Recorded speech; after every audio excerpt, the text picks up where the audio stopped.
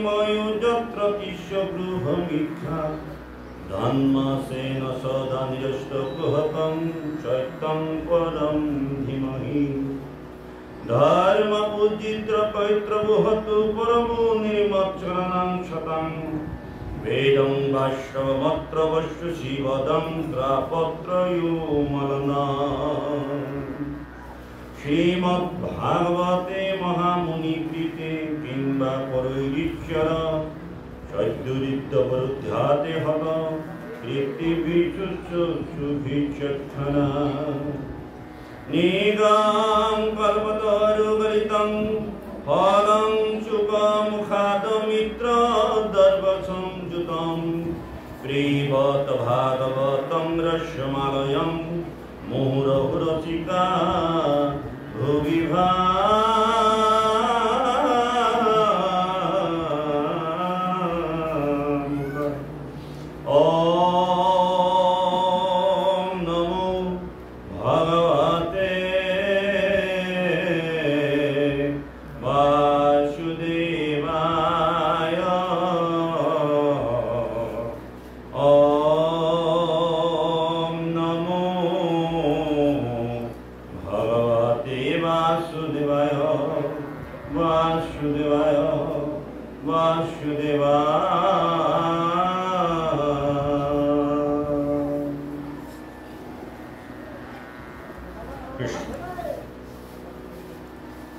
পরম ভক্তিভাজন মোৰ আজন্মৰ সেৱাস্থলী নৰনাৰায়ণ স্বৰূপা পবিত্ৰ ভক্তি স্বৰূপা আইসকল,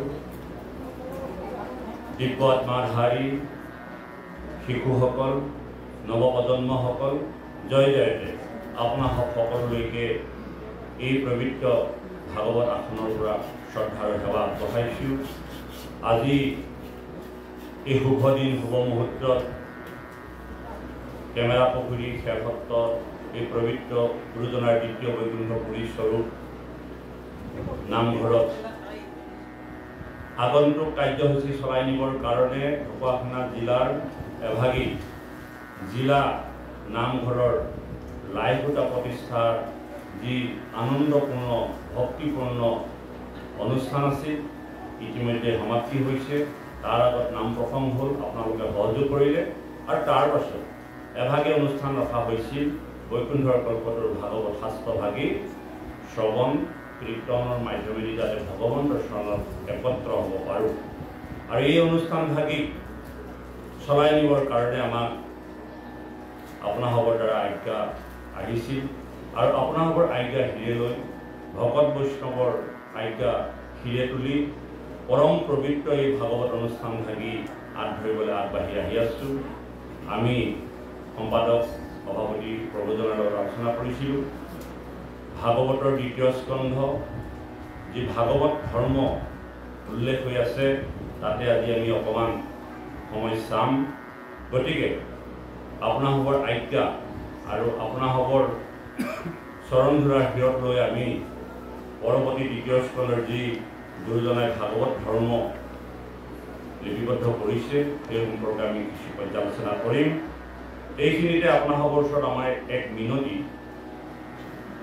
এই যে মহাভাগৱত আপোনালোকে শ্ৰৱণ আৰু কীৰ্তন কৰিম বুলি যি সুন্দৰ মানসিকতা লৈ এই দুপৰীয়া গৰমকো নেওচি আপোনালোকে নিজৰ ব্যক্তিগত মূল্যৱান সময়খিনি খৰচ কৰি আহি এই পবিত্ৰ অনুষ্ঠানৰ সন্মুখত বহিছে, এয়া আপোনালোক কোটি কোটি জন্মৰ সংস্কাৰ আৰু সাধনাৰ ফল।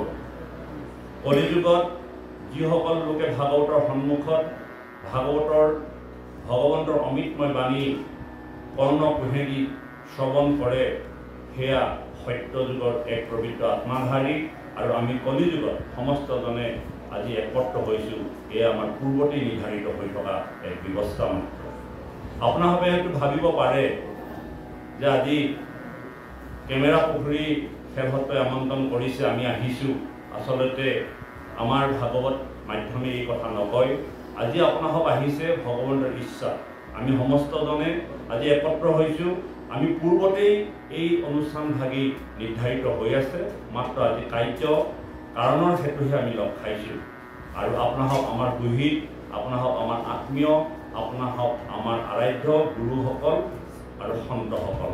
গতিকে আমি যিকণ সময় আপোনালোকে আমাক ভগৱন্তৰ গুণানুকীৰ্তন কৰিবলৈ সুযোগ আৰু সুবিধা দিছে, আমি সমস্তজনে বিষয়ৰ সকলো কথা পৰিহাৰ কৰি কেনেকৈ ভাগৱতৰ মাধ্যমেদি ভগৱন্তৰ চৰণত আত্মাই কেনেকৈ পৰমাত্মাৰ লগত খন্তেকৰ কাৰণে হ'লেও বিলীন হৈ যাব পাৰোঁ, এইখন আপোনালোকে যত্ন কৰ হ'ব বুলি আপোনালোকৰ শ্ৰীচৰণত আমাৰ বিনতি।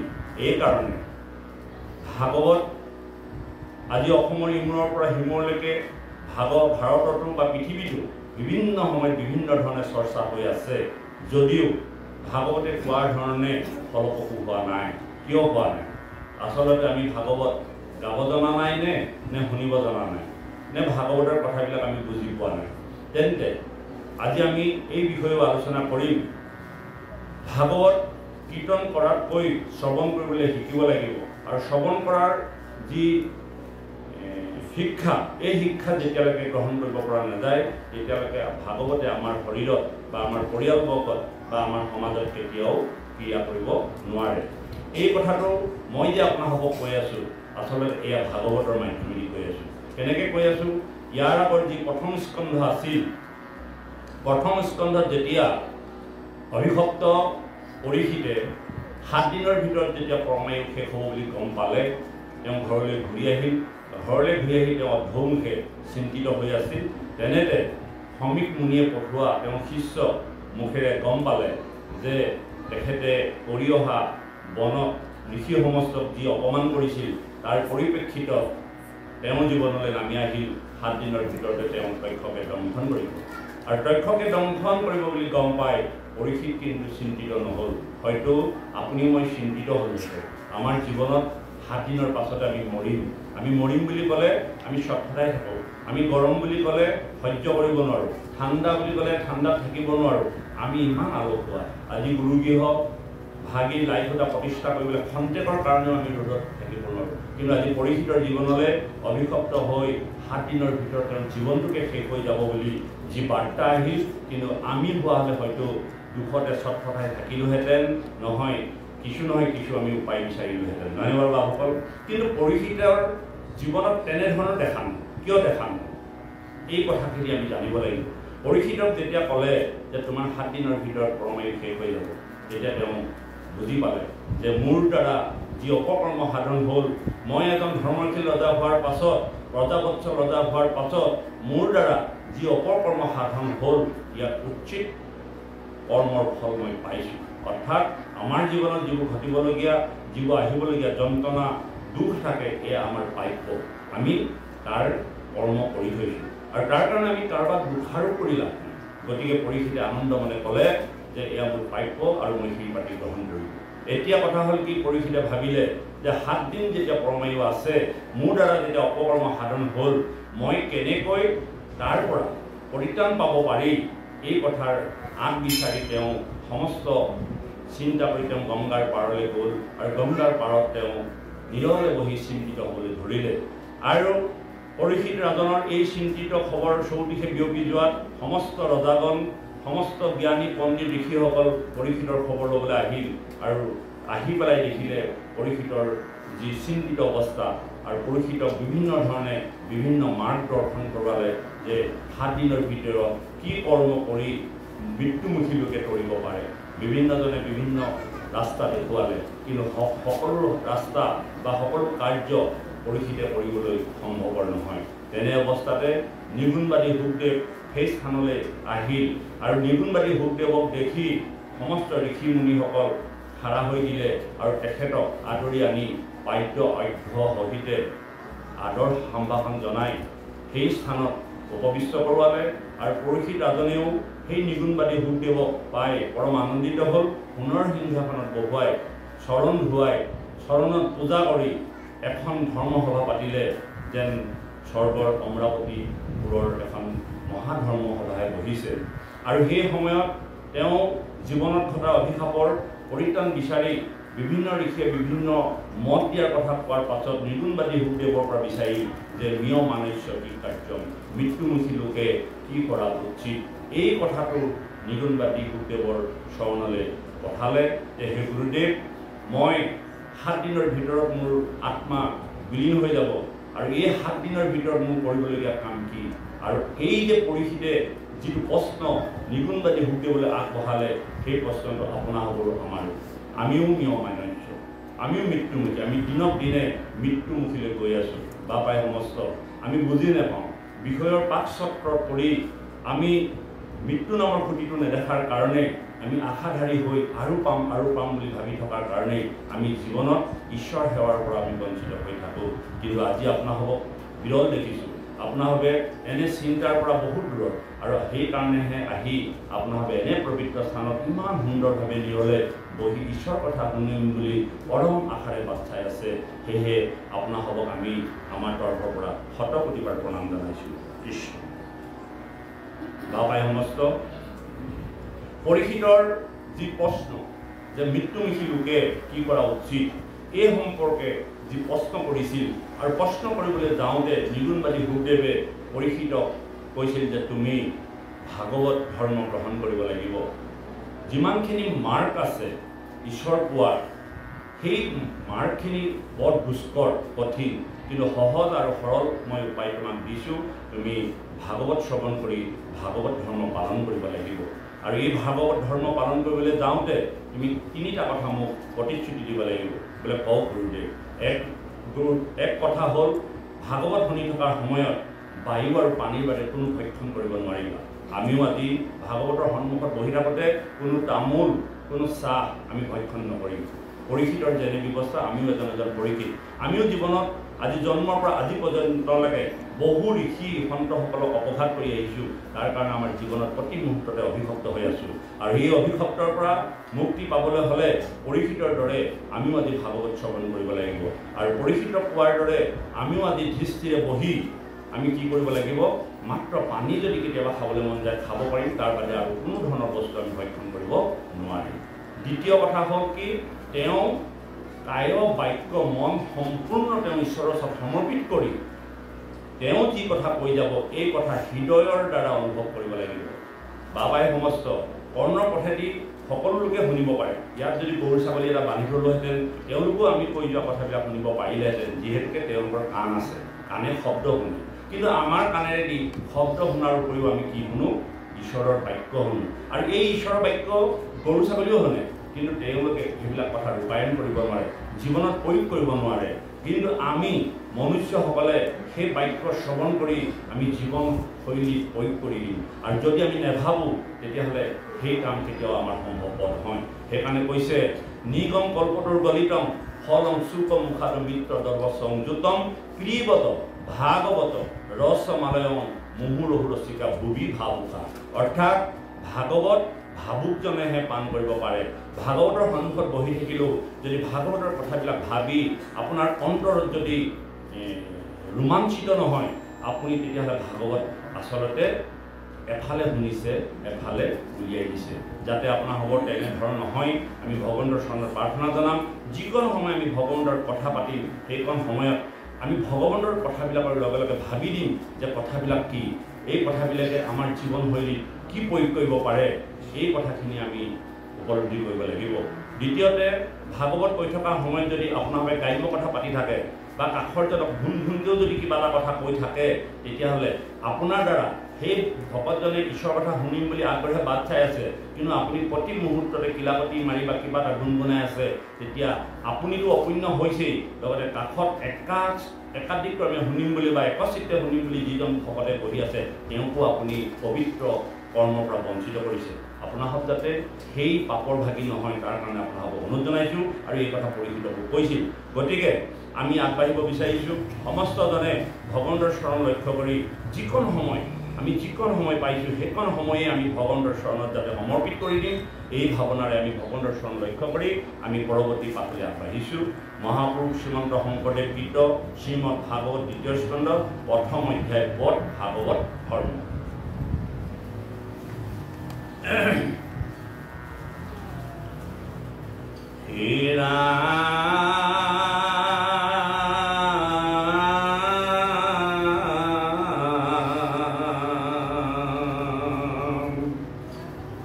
জয় জয় কৃষ্ণ যার স্মরণ মঙ্গল যুগ যুগাদির হরি নাম মহাফল হেনয় পরমানন্দ মাধব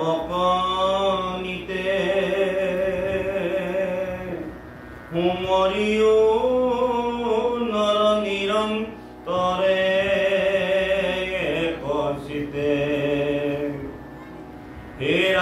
কৃষ্ণ কথা অমিত প্ৰিয়া সাৱধানে কৰিও যতন আৱে নতু চাৱৈ প্ৰাণে। ভাগৱত ধৰ্ম ক'বলৈ গৈ কৃপালু শংকৰ গুৰুজনাই সৰ্বপ্ৰথমে তেওঁ এই দ্বিতীয় স্কন্ধৰ প্ৰাৰম্ভণিতে এভাগী মংগলাচৰণ আগবঢ়াইছে। আমি মংগলাচৰণৰ সম্পৰ্কীয় কথা জানিব লাগিব। আচলতে মংগল যুগ আচৰণ, মংগলাচৰণ। আমাৰ আচৰণবিলাক মংগল হ'ব লাগিব, তেতিয়াহে আমি ঈশ্বৰৰ সমৰ্পিত হ'ব পাৰিম। আমাৰ আচৰণবিলাক যদি মংগল নহয়, আমাৰ আচৰণ বিধিবিলাক যদি মনুষ্যৰ নহয়, অসুৰ নিচিনা হয়, তেনে আচৰণৰ দ্বাৰা আমি কেতিয়াও সমাজত বা সাধুৰ সংগত বা ঈশ্বৰৰ ওচৰত আমি সমৰ্পিত হ'ব নোৱাৰিম। সেইকাৰণে আমি মংগল আচৰণ কেনেকৈ কৰিম? কৃষ্ণৰ নামেৰে আমাৰ আচৰণবিলাক শুদ্ধ কৰে। সেইকাৰণে কৃপালু শংকৰ গুৰুজনাই এই দ্বিতীয় স্কন্ধ লিপিবদ্ধ কৰিবলৈ যাওঁতে বা সংস্কৃত ভাগৱতৰ পৰা অনুবাদ কৰিবলৈ যাওঁতে সৰ্বপ্ৰথমে তেওঁ মংগল আচৰণ কৰিছে। কি কৰিছে? ভগৱন্তক জয় জয়কাৰ কৰিছে। কৃষ্ণৰ নামেহে মংগল আচৰণ হয়, কৃষ্ণৰ নামেৰেহে সুমংগল হয়, কৃষ্ণৰ নামেৰেহে আমাক কি কৰে? মন পবিত্ৰ কৰে। সেইকাৰণে কৈছে জয় জয় কৃষ্ণ যাৰ স্মৰণ মংগল। ভগৱন্তৰ নাম স্মৰণ কৰি দিয়াৰ কাৰণ লগে লগেই আমাৰ জীৱনত মংগল হৈ যায়। গতিকে আমি প্ৰত্যেকটো কৰ্মতে কেনেকৈ ঈশ্বৰৰ নাম স্মৰণ কৰিব পাৰোঁ, খাওঁতে বওঁতে শুওঁতে সকলো সময়তে এই কথা আজি কৃপালু শংকৰ গুৰুজনাই মংগলাচৰণৰ জৰিয়তে আমাক উপদেশ প্ৰদান কৰিছে। আৰু কৃপালু মাধৱ মহাপুৰুষজনায়ো আমাৰ নামঘোষাত আনিছে। আপোনালোকে আমাৰ লগতে সহযোগ কৰিব। মাধৱ মাধৱ নাম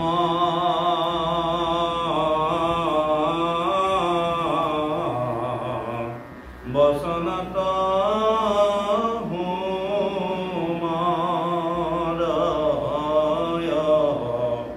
মাধৱ মাধৱ হৃদয়ত নিৰন্তৰে সাধু হবে মাধৱ মাধৱ নাম উচ্চাৰয় সমস্তে কাৰ্যত ৰাম উচ্চাৰয় সমস্তে কাৰ্যত। গতিকে এই ঘোষাপাতিৰ জৰিয়তে প্ৰত্যেকজন সাধুৱে যিকোনো কাম কৰোঁতে মাধৱৰ নাম উচ্চাৰণ নকৰাকৈ কোনো কাৰ্য কৰা নাযায়। এয়া হ'ল আমাৰ বৈষ্ণৱ মাৰ্গ, এয়া হ'ল আমাৰ সনাতন পৰম্পৰাৰ নীতি আৰু আদৰ্শ। আৰু যি কথা আজি কৃপালু শংকৰ গুৰুজনায়ো দ্বিতীয় স্কন্ধ ভাগৱত ক'বলৈ গৈ জয় জয়কাৰ কৰিছে, ভগৱন্তৰ নাম স্মৰণ কৰিছে, যাৰ নামেৰে জীৱনলৈ মংগল আচৰণ আহে। আৰু কৈছে কি? জয় জয় কৃষ্ণ যাৰ স্মৰণ মংগল যুগ যুগাদিৰো হৰি নাম মহাফল। যাগ যুগ পূজা পাতল এইবিলাকো যদি কোনোবাই কৰি আছে, তাৰ ফল বুলি ক'বলৈ যাওঁতে কেৱল হৰিনাম ফল। যুগ যদি কোনোবাই কৰিছে, ফল পাব তেওঁ হৰিনাম। পূজা যদি কৰিছে, ফল হৰিনাম। কিন্তু যুগাদি যুগ যাগ যুগতকৈ হৰিনামে শ্ৰেষ্ঠ বুলি কোৱা নাই। ইয়াত কৈছে যুগ যুগাদিৰো হৰিনাম মহাফল।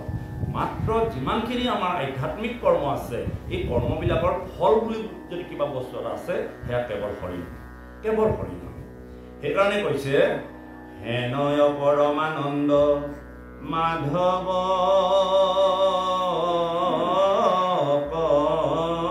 নিতে উমৰিও নৰ নিৰন্তৰে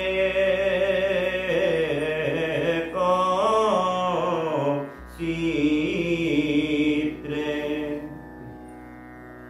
হে ৰাম কৃষ্ণ কথা অমিত প্ৰিয়া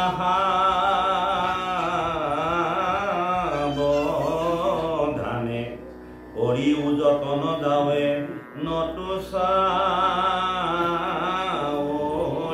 প্ৰাণে। ভাগৱতে ক'লে কৃষ্ণ কথা শুনিবলৈ হ'লে আমি কি নিয়ম পালন কৰিব লাগিব? সাৱধান হ'ব লাগিব। আপোনালোকে দেখিছে সৈনিকসকলক সাৱধান বুলি ক'লে ভৰিকেইটা চপাই হাত মূৰ নলোৱাকৈ একেথৰে থাকে। বিশ্ৰাম মানে অকণমান ইফাল সিফাল কৰিব পাৰে। এতিয়া আমাক সাৱধান হ'বলৈ কৈছে। আমি সাৱধান হ'বলৈ যাওঁতে কেনেকুৱা ধৰণৰ আচৰণ কৰিম? আমি যদি কাষে কাষে গুট গুট গুট গুটকৈ কথা পাতি থাকোঁ, লৰাই বগৰাই থাকোঁ ইগৰাকী সিগৰাকী বা ইজনে সিজনক, নহয়নে বাৰু? এইটো সাৱধান হ'ব জানো? নহয়, সাৱধান। আমি সাৱধান হ'ব লাগিব। একস্থিৰে কায় বাক্য মনে আমি খন্তেক বহিবই লাগিব। আৰু এইটো কথা কৃপালু শংকৰ গুৰুজনাই কৈছে, কৃষ্ণ কথা অমৃতক প্ৰিয়া সাৱধানে আৰু কৰিও যতন যাৱে নতু চাৱৈ প্ৰাণে। যতন কৰিবলৈ কৈছে তাৰ কাৰণে। গতিকে আপোনালোকে যে শ্ৰৱণ কৰিছে বা আমি কেতিয়াবা শ্ৰৱণ কৰোঁ, সেই শ্ৰৱণ কৰাৰ শ্ৰোতা 3 প্ৰকাৰৰ থাকে।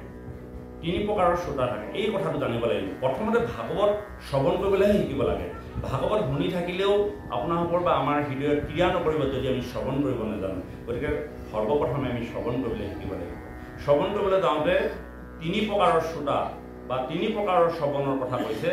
এক হ'ল প্ৰাকৃত শ্ৰোতা, দ্বিতীয় হ'ল মধ্যম শ্ৰোতা আৰু তৃতীয় হ'ল উত্তম শ্ৰোতা। এতিয়া প্ৰাকৃত মানে প্ৰকৃত নহয়, প্ৰাকৃত। প্ৰাকৃত শব্দটোৰ অৰ্থ হ'ল আমাৰ পৰমাৰ্থী ভাষাৰে অধম বোলা হৈছে। অধমজনক প্ৰাকৃত বুলি কৈছে। অধম শব্দটো নকৈ প্ৰাকৃত শ্ৰোতা বুলি কৈছে, অৰ্থাৎ অধম শ্ৰোতা। অধম শ্ৰোতাৰ লক্ষণটো কেনেকুৱা? হে ৰাম কৃষ্ণ কথা শ্ৰৱণত নাথাকে মনত, প্ৰাকৃত শ্ৰৱণ ইটো কহিলো নিষ্ঠত। কথা শুনে কিন্তু কথাবিলাক মনত নাথাকে, সেইজন প্ৰাকৃত শ্ৰোতা। হে ৰাম শ্ৰৱণে মাত্ৰকে কৃষ্ণ বিষয়ত মন, পৰবোধে দক্ষ নোহে মধ্যম শ্ৰৱণ। কৃষ্ণ কথা শ্ৰৱণ কৰে কিন্তু সমান্তৰালভাৱে বিষয়খনতো মন দি থাকে। নহয়নে বাৰু? ভোক লাগিছে, কেতিয়াকৈ হ'ব, বাপজনাই অকণমান দীঘলীয়াকেই ধৰিলে, ৰাতিপুৱাই আহিলোঁ, ঘৰলৈও যাব লাগিছিল, শুনিও ভাল লাগিছে, কৃষ্ণ কথাও শুনিছে, লগে লগে সমান্তৰালভাৱে আমাৰ সদায় ভাবি থকা কথাখিনিও মনলৈ আহি আছে। আৰু পৰবোধে দক্ষ নহয়, বেলেগৰ কথা চিন্তা কৰি দক্ষতা অৰ্জন কৰিব নোৱাৰে, তেওঁ মধ্যম শ্ৰোতা বুলি কৈছে। কৃষ্ণ কথা তেওঁ শুনিছে, ভালো পাইছে, কিন্তু সমান্তৰালভাৱে বিষয়খনৰো, বিষয় মানে বিষয় বুলি ক'বলৈ যাওঁতে নিদ্ৰা, খাদ্য, নহয়নে বাৰু, মৈথুন, ভয়, এই 4টা সমষ্টিক বিষয় বুলি কোৱা হয়। খাদ্য আহিল, আহাৰ, নিদ্ৰা, মৈথুন আৰু ভয়, এই 4 সমষ্টিকে বিষয় বুলি কোৱা হৈছে। অৰ্থাৎ আজি এতিয়া বিষয় বুলি ক'লে আমাৰ খাদ্যৰ কথা আহি যাব পাৰে, ভোক লাগিছে, নহ'লে মাজে মাজে নিদ্ৰা আহি যাব পাৰে, নহয়নে বাৰু? গতিকে তেওঁক আমাৰ শাস্ত্ৰভাৱতে কৈছে মধ্যম শ্ৰোতা। তেতিয়াহ'লে উত্তম শ্ৰোতা কোনজন? উত্তম শ্ৰোতা কোনজন? হে ৰাম শুনিলে বুজিলে কথা পৰত কহিত, উত্তম শ্ৰৱণ ইটো কহিলো নিষ্ঠত। তেওঁ শুনিলে, মনত ৰ'ল, লৈ গ'ল, ঘৰত ক'লে, কাৰোবাক ক'লে, কৃষ্ণ নামৰ কঠীয়া সিঁচি পৰিল। শুনিলে বা বুজিলে পৰত কহিত, উত্তম শ্ৰৱণটো কহিলো নিষ্ঠ। সেইজনেই আজি আমি যিমানখিনি কথা পাতিম, ইমানখিনি কথা 100% নোৱাৰিলেও 10% যদি আমি লৈ যাব পাৰোঁ, সেয়া হ'ব আপোনালোকৰ আজিৰ দিনটোৰ প্ৰসাদ, যাৰ প্ৰসাদে সমস্ত পৰিয়াল, সমস্ত সমাজলৈ যাতে আমি বাৰ্তা লৈ যাব পাৰোঁ। বোলে ইয়াতে শুনিলোঁ, ইয়াতে, এনেকুৱা ধৰণৰ যাতে নহয়। গতিকে আমি উত্তম শ্ৰোতালৈ উন্নীত হওঁ, বাকী 2টা শ্ৰোতা আমি অৱহেলা কৰোঁ। আৰু নিশ্চয় আপোনালোকে যেনেধৰণে আসনত উপবিষ্ট হৈছে, মোৰ ধাৰণা হৈছে আপোনালোক প্ৰত্যেকজনে দুজন ভগৱানৰ একান্ত সেৱক উত্তম শ্ৰোতা। সেয়েহে আমি আগবাঢ়িছোঁ পৰৱৰ্তী পদলৈ। হে ৰাম ঘোৰ কলি যুগে মল মতিমনুঈশ্বৰ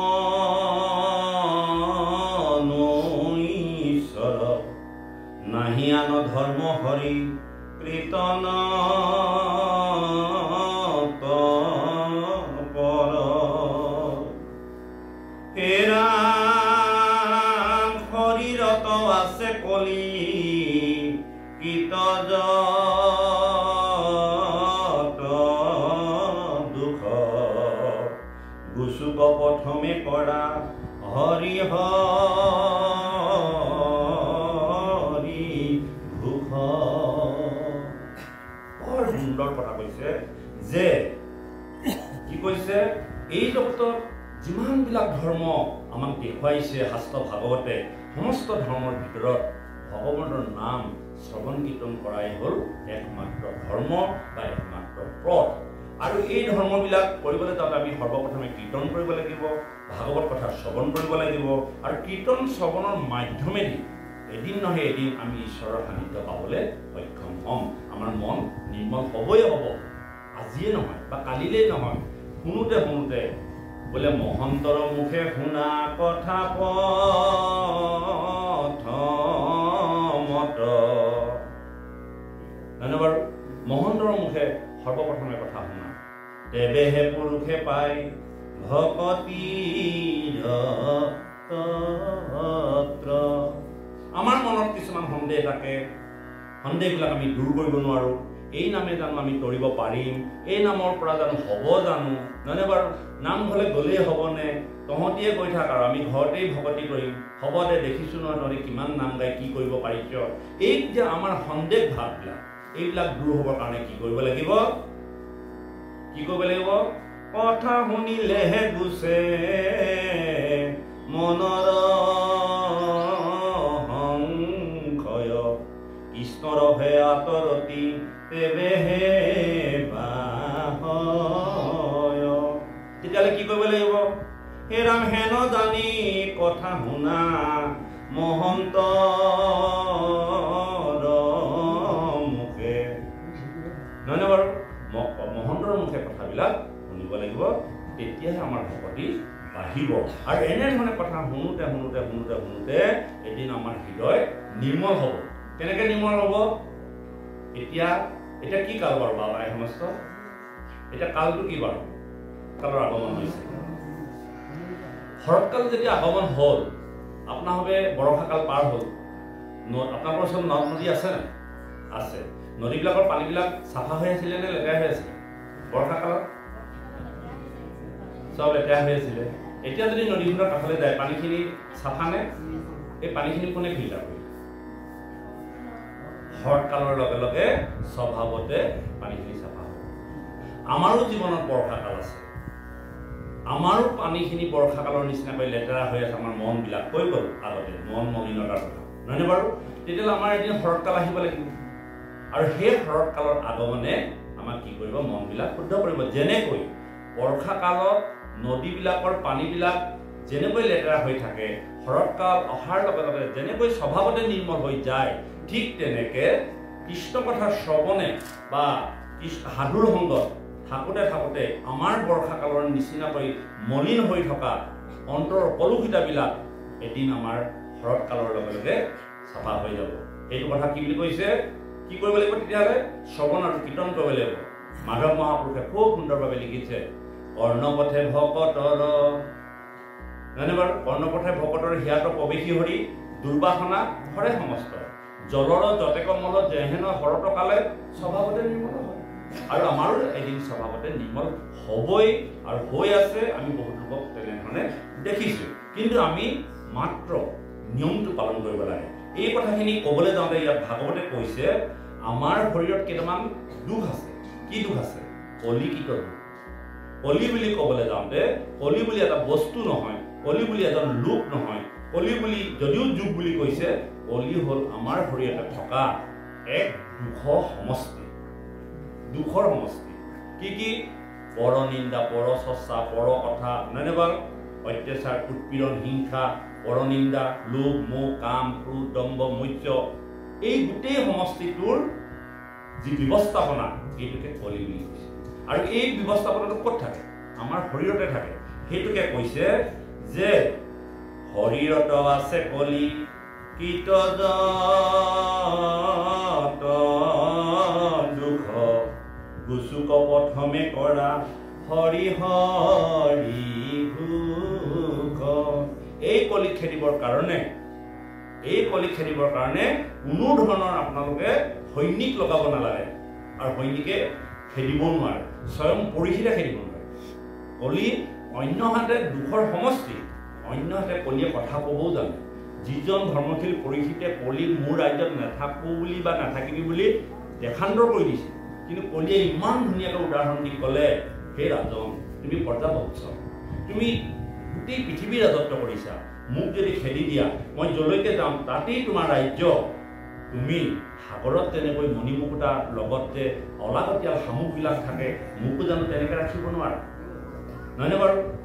ঠিক তেনেকৈ পৰিশিতৰ নিচিনা এজন ধৰ্মশীল ৰজাৰ মন জয় কৰি কলিয়ে যেনেকৈ 5টা স্থান দখল কৰি ল'লে, আৰু সেই কলিয়ে আজি আমাক আপোনা মোক হাবুডুবু খুৱাই আছে। আৰু এই কলিকীটৰ দুখবিলাকৰ পৰা খেদিবলৈ হ'লে আমি এটাই কাম কৰিব লাগিব, যিটো পৰিশিত ৰাজনে কলিক কৈ থৈছিল যে মোৰ ৰজাসকলে য'ত হৰিৰ কীৰ্তন কৰিব, যি স্থানত ঈশ্বৰ ভক্তি কৰিব, তাত কিন্তু তই প্ৰৱেশ নকৰিবি। ধৰি লওক আজি নামঘৰত আমি বহি আছোঁ, ইয়াত কলি প্ৰৱেশেই কৰিব নোৱাৰে। দ্বিতীয়তে আপোনাৰ নামঘৰ, এয়া হ'ল আমাৰ বাস্তৱিক নামঘৰ, আৰু আপোনাৰ হৃদয়খনো এখন নামঘৰ। ভাগৱতৰ প্ৰথমতেই আমাক এটা মূৰ্তি বৰ্ণন কৰিছে। কি কৈছে? প্ৰথম দ্বিতীয় স্কন্ধে চৰণ দুটয়, তৃতীয় চতুৰ্থে যাৰ উদয়, নাভি দেখে পঞ্চম, ষষ্ঠে বক্ষস্থল, সপ্তমী অষ্টমী কৰে কমল যুগল, কণ্ঠ দেখে নৱম, দশমে যাৰত তুণ্ড, একাদশে ললাট, দ্বাদশে ভৈলা মুণ্ড।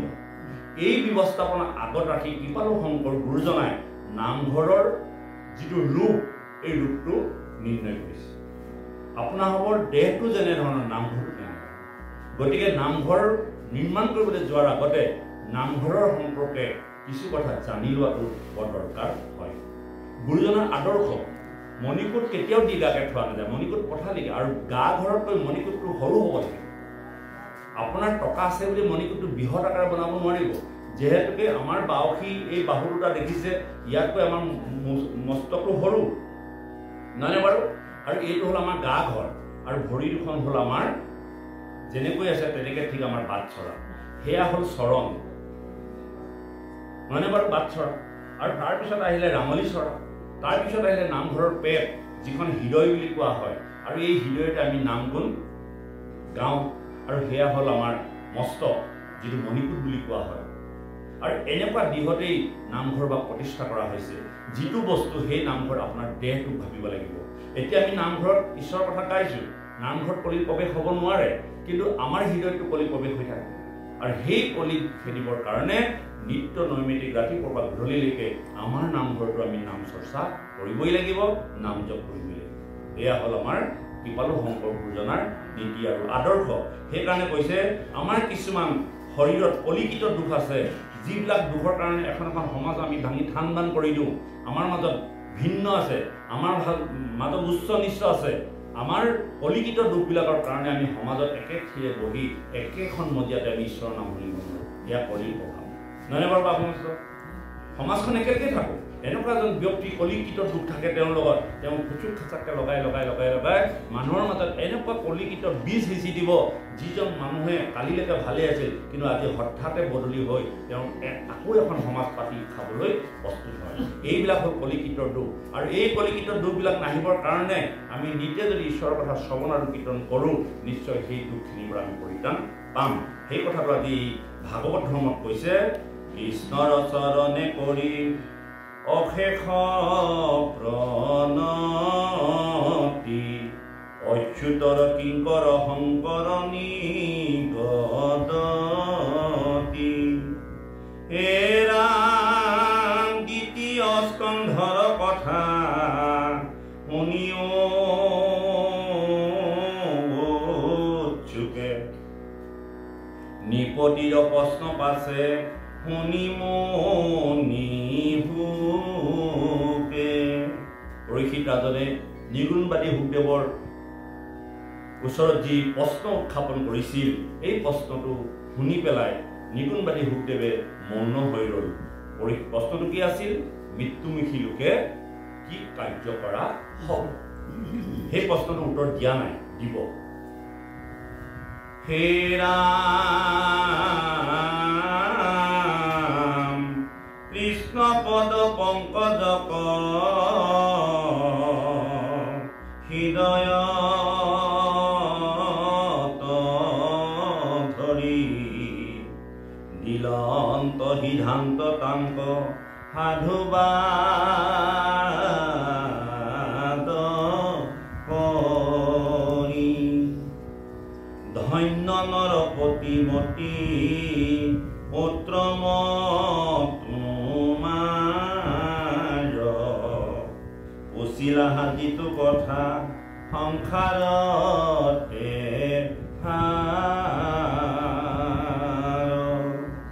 পৰীক্ষিতৰ প্ৰশ্নটো শুনাৰ লগে লগে নিগুণবাদী শুকদেৱৰ মনত আনন্দিত হৈ গ'ল। হে ৰাজন, কাৰোবাৰ যদি মতিটো সৎ নাথাকে তেনেকুৱা লোকেহে এনেকুৱা প্ৰশ্ন কৰিব নোৱাৰে। তোমাৰ মতি অতি উত্তম, তুমি বহুত সৎ চিন্তাৰ ব্যক্তি, গতিকে তুমি জনকল্যাণৰ কাৰণে এনেধৰণৰ প্ৰশ্ন উত্থাপন কৰিছা, যিটো প্ৰশ্ন আজি সমস্ত জগতৰ কাৰণে এক প্ৰশ্ন আৰু এক উত্তৰ। গতিকে তোমাক মই আশীৰ্বাদ কৰিছোঁ। সাধুবাদ শব্দৰ অৰ্থ হ'ল আশীৰ্বাদ। তেওঁ সাধুবাদ কৰিছে, আশীৰ্বাদ দিছে যে তোমাৰ মতি অতি উত্তম। হে ৰাজন, তুমি যি প্ৰশ্ন সুধিলা সেয়া জগততে সাৰ প্ৰশ্ন। এইটোৱেই আমাৰ আচলতে আমি কি কৰিম এতিয়া? মৃত্যুমুখী আমি প্ৰত্যেক দিনে গৈ আছোঁ। আপোনাৰ ভাবে এই জগতলৈ অহাৰ আগত 10 মাহ 10 দিনৰ আগতে খবৰটো পঠাই দিলে বা পাই সমস্ত নহয়নে বাৰু? হয়নে বাৰু? যেতিয়া আপোনাৰ বোৱাৰী গৰ্ভত নাতি স্থিতি হ'ল, আপুনি কাক কওঁ কাক নকওঁগৈ, কাৰোবাক ক'লে লগে লগে গাঁওখন ভিজিবলৈ বেছি সময় নালাগে। কিন্তু সন্তানটো কেতিয়া আহিব? 10 মাহ 10 দিনৰ পাছত। কিন্তু আপুনি এই জগতৰ পৰা কেতিয়া যাব কাকো ক'বলৈ সময় নাপাব বা কোনেও নাজানেও। এই নজনাৰ কাৰণে মৃত্যু নামৰ খুঁটিটো আমি নজনাৰ কাৰণে আজি আমাৰ আশাৰে ভৰি পৰিল। আমি যে নমৰিমেই, জীয়াই থাকিম। যদি গম পালোহেঁতেন আৰু 5 দিনৰ পাছত আমাৰ মৃত্যু হ'ব, আই ওচৰত যদি মোৰ 200 টকাৰ ধাৰ আছে বা বাদ দিয়ক, 200 টকাটো লৈ কি কৰিম? যি আছে থাকক আৰু, মৰিমেই। নমৰিম বুলি ভবাৰ কাৰণেহে 200 টকাটো ইমান দিন দিয়াৰ 300 দিব লাগে, 100 টকা ভৰি দিব লাগিব। গতিকে আমি মৃত্যু নামৰ সেই খুঁটিটো দেখা নাই। আজি পৰীক্ষিতে দেখিলে জীৱনৰ পৰীক্ষিতৰ জীৱনৰ সৌভাগ্য সেইটোৱেই যে মৃত্যুক মৰাই দিলে। সেইকাৰণে তেওঁ অভিশাপৰ পৰা মুক্ত হ'বলৈ নিবিচাৰিলে। তেওঁ অভিশাপটো আশীৰ্বাদ হিচাপে গ্ৰহণ কৰিলে যে মই এজন ধৰ্মশীল ৰজা হৈ মই কৰ্ম বুজি নাপালোঁ, ধৰ্ম বুজি নাপালোঁ, যাৰ কাৰণে মোৰ জীৱনলৈ অভিশাপ আহিলে। আৰু এই অভিশাপ কেতিয়াও মোক খণ্ডন কৰি দিব নালাগে। এই অভিশাপেই মোক কৰ্মৰ ফল আৰু মোৰ ঈশ্বৰ প্ৰাপ্তিৰ ৰাস্তা দেখুৱাই। আৰু সেই সূত্ৰে আজি পৰীক্ষিতে কৈছে মই মৰিমেই, কিন্তু মৃত্যুমুখীলৈকে কি কৰা উচিত এই কথাষাৰ যেতিয়া নিগুণবাদী শুকদেৱক উত্থাপন কৰি দিলে, নিগুণবাদী শুকদেৱে পৰম আনন্দিত হ'ল যে মতি উত্তম নহ'লে, সৎ নহ'লে এনেকুৱা ধৰণৰ প্ৰশ্ন কৰিব নোৱাৰে। চাবচোন, প্ৰশ্ন কৰিবলৈও জ্ঞান লাগিব, উত্তৰ দিবলৈতো পাছৰ কথা, প্ৰশ্ন কৰিবলৈও জ্ঞান লাগিব। আপুনি কি প্ৰশ্ন কৰিব? আমি বিভিন্ন জেগাত ভাগৱত ক'বলৈ যাওঁতে সৰ্বপ্ৰথমে ক'ব যে উদ্ধৱৰ দেউতাকৰ নামটো কি? তেওঁ উদ্ধৱৰ দেউতাকৰ নামটোহে লয়। আপোনালোকক কেতিয়াবা নুশুনিব, আমি উদ্ধৱৰ দেউতাকৰ নাম নাজানো, কিন্তু উদ্ধৱ বৃহস্পতিগুৰু শিষ্য বুলি জানো। আজিলৈকে আমি ভাগৱতত পঢ়া বা পাইছে নাই পোৱা। মই এইখিনিতে কৈ যাওঁ যে ভাগৱতত যিবিলাক কথা উপস্থাপন কৰিছে এই কথাবিলাকে জীৱনৰ কল্যাণকাৰী কথাবিলাকহে আনিছে, আৱৰ্জনাবিলাক অনা নাই। সেইকাৰণে ভাগৱত উত্তম শাস্ত্ৰ। আপোনাৰ কশীপুৰৰ 4জন সন্তান পলাতকহে আনিছে, বাকীবিলাকক নাই। নহয়নে বাৰু? যাৰ দ্বাৰা জগত কল্যাণ হৈছে তাক আনিব, আৱৰ্জনাবিলাক আনি ইয়াত হাজাৰ হাজাৰ ভাগৱত বনাই সময় পাছ কৰিবলৈ গুৰুজনাই দিয়া। যিজন লোকৰ কল্যাণ আছে আপোনালোকৰ সমাজত চাবচোন, যিজন লোকৰ পৰা কল্যাণ হৈছে তেওঁৰ নামহে আপুনি ক'ৰবাত লিখিব বা তেওঁৰ নামহে চৰ্চিত। বাকী আৱৰ্জনাবিলাকৰ কথা পাতি আমাৰ সমাজত থকা কোনো প্ৰয়োজন নাই আৰু আমি সুধিবও নালাগে। কাৰণ উদ্ধৱৰ দেউতাকৰ ইয়াত প্ৰসংগ নাই, উদ্ধৱৰহে আছে। এই কথাটো কিন্তু আপোনালোকে চাব যে প্ৰশ্ন এটা সুধি কেতিয়াবা এটা মালাৰ দৰে গৈ থকা আমি ভাগৱত ক'লে বা কোনোবা এজন ভাগৱতীয়ে ভাগৱত কৈ থাকে যে এটা মালা পাছত এটা মালা গাঁঠি গৈ থাকে তাৰ পাছত অবান্তৰ প্ৰশ্ন সুধি সেই লাইনটো যাতে কেতিয়াও বিধ্বস্ত কৰিব নালাগে আজি কিন্তু পৰীক্ষিতে প্ৰশ্ন কৰিছে এই প্ৰশ্নটো কিন্তু জগতৰ কল্যাণৰ কাৰণে কৰিছে যে আৰু উত্তম কি প্ৰশ্ন কৰিছে আমি সুধিম শুনিম ইয়াৰ পাছৰ পদে কওঁ হে ৰাম ধন্য নৰপতিমতী উত্তম তোমাৰ উচিলা যিটো কথা সংসাৰতে হে ৰাম মুখ্য সাধন ইটো জগতৰে হিত লভিল মুকুতি যিটো তাহাৰো বাঞ্ছিত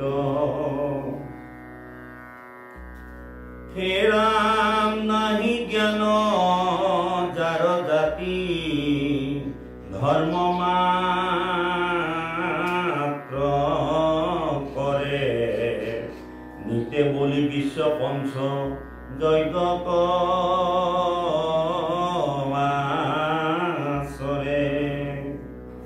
তাহাৰো সুতব্য কথা আছে অসংখ্যাত হৰি বিমুখৰ হুৱে ব্যৰ্থে আয়ু পাত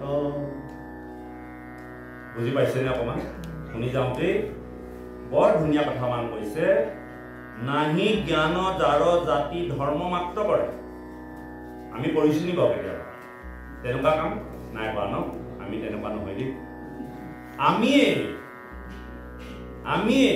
আমি জাত কুলৰ বিচাৰ কৰোঁ হে এইজনৰ হাতে নাখাওঁ এইজন অপিশ্য এইজন উন্নত এইজন আমুক এইজন তামুক সেইসকল লোকৰ জ্ঞান নাই বুলি কৈছে নাহি জ্ঞান যাৰ জ্ঞান নাই যাৰ জাতি ধৰ্ম মাত্ৰ কৰে এইটো ধৰ্মৰ লোক সেইটো ধৰ্মৰ লোক এইটো ধৰ্মৰ লগত আমি নচলো সেইটো ধৰ্মৰ লগত চলিম এইজন আমুক জাতৰ সেইজন তামুক জাতৰ এই যে ব্যৱস্থাপনাবিলাক বা এই ভাৱনাবিলাক কাৰ মাজত আছে আৰু সেইজনে হ'ল অজ্ঞানী বুলি কৈছে যাৰ জ্ঞান নাই তেওঁহে জাত কুলৰ বিচাৰ কৰি থাকে কৃপালু শংকৰ গুৰুজনাই আৰু সংস্কৃত ভাগৱতত এই কথা উপস্থাপন কৰিছে যে কৃষ্ণৰ কথা শ্ৰৱণ বা কৃষ্ণ কথা কোনো ধৰণৰ জাত কুলৰ ব্যৱস্থা নাই কিন্তু আছে জাতি অজাতি আছে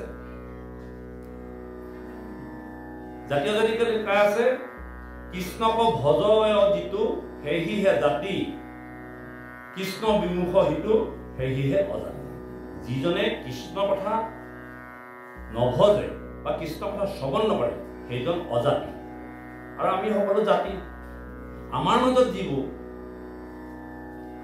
জাতি আছে আচলতে এইবিলাক জাতি নহয় আৰু এইবিলাকক লৈ আমি জাত কুলৰ যদি বিচাৰ কৰি যদি ঈশ্বৰৰ পৰা বিমুখ হওঁ তেওঁলোক কি বুলি কৈছে অজ্ঞানী আৰু তেওঁলোকে বহু কথা শুনিবলগীয়া আছে বুলি কৈছে বহুত জানিবলগীয়া কথা আছে আৰু বহুত কথা জানিলেহে তেওঁলোকে এই বিবাধানৰ পৰা মুক্তি পাব এটা সৰু কাহিনী শুনো কাহিনীটো আপোনাৰ বৰ ভাল লাগিব জাত কুলৰ সম্পৰ্কে উত্তমকমণি নাম আপোনালোকে শুনিছে উত্তমকমণিয়ে মৰুভূমিত ধ্যানস্থ হৈ থাকে তেওঁ মনলৈ এদিন খং আহে যে কুৰুক্ষেত্ৰৰ যুদ্ধখন ভগৱন্ত পুৰুষে নিজে থাকি ভাই ভাইৰ মাজত কণ্ডলখন লগাই লৈ মৃতকৰ ওপৰত ভগুনে গছত উঠি খাব পৰা কৰিলে গোটেই হস্তিনাপুৰ দুৰ্গন্ধময় হৈ গ'ল ভগৱন্ত পুৰুষক বৰ গালি পাৰিলে তুমি সাক্ষাৎ তাত থাকি পেলাই এনেকুৱা এটা ভাই ভাইৰ মাজত কিয় তুমি এনেকুৱা ধৰণৰ আচৰণ কৰিলা অত্যন্ত গালি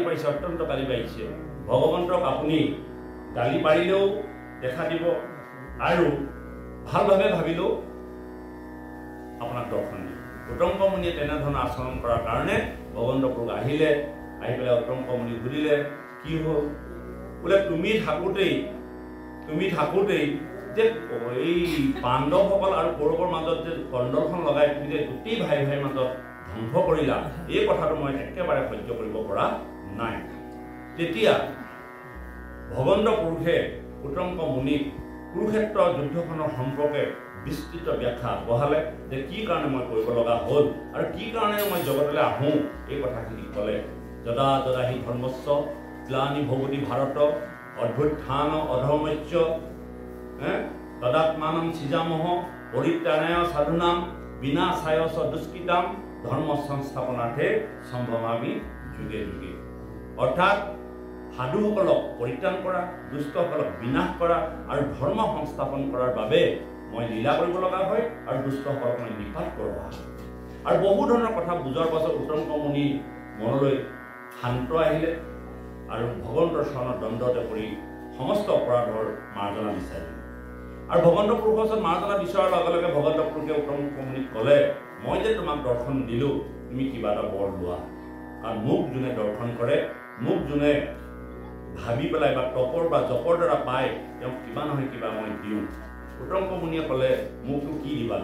মইতো কেৱল নাম জপ কৰি থাকোঁ, মোকতো ধন টকা পইচা নালাগে। সদায় মই লিখি মৰুভূমিত বহি মই নাম জপ কৰি থাকোঁ। নহয়, কিবা এটা লোৱা। বোলে মোৰ ল'বলগীয়া এটা আছে, এই মৰুভূমিত পানী বৰ অভাৱ। কেতিয়াবা পানী খাবলৈ নাপায়, অন্তৰ্কণ্ঠ শুকাই যায়, পানীৰ কাৰণে বহু দূৰ যাব লগা হয়, বৰ কষ্ট।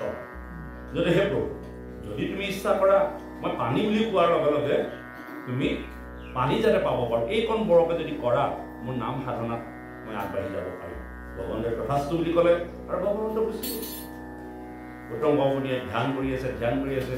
হঠাৎ এদিন পানী পিয়াহ লাগিলে, পানী পানী বুলি ক'লে। তাৰপিছত অলপ পাছতে এজন লোক আহিল, চামৰাৰ চেণ্ডেল পিন্ধা, চামৰাৰ ছাল, চামৰাৰ এটা বেগ, ধনুকাৰ হাতত বিয়াহটোপত আহিলে আৰু চামৰাৰ বেগ এটাতে পানী অলপ লৈ আহিছে। উত্তম মুনি ক'লে, বোলে কিবা পানীকে চুই থকা শুনিছিলোঁ, তোমাৰ কি পানী খাবলৈ মন গৈছে? বোলে পানী মোৰ এই চামৰা বেগটোতে আছে। উত্তম মুনিয়ে দেখিলে এজন বিয়াত চিকাৰ কৰি ঘূৰি ফুৰে, ধনুকান আছে, তাৰোপৰি তেওঁ চামৰা বেগ। আৰে কেনেকৈ পানী খাম তোমাৰ পৰা? মইতো সাধনাত সিদ্ধস্ত এজন লোক, নীতি আৰু সদাচাৰ মতে খাওঁ, মইতো তোমাৰ হাতে পানী নাখাওঁ। আৰু ভগৱানৰ প্ৰতি আকৌ খং, এই ভগৱানে যে মোৰ ক্ষেত্ৰতহে এনেকুৱা কৰি থাকে। মই তেওঁক পানী বুলি কৈছিলোঁ, কি এইবিলাক পানী? ক'ৰ চামৰা পিন্ধা চিকাৰী বিয়াত, মই এজন ব্ৰহ্মজ্ঞ ঋষি, মই তেওঁৰ হাতে খামনে?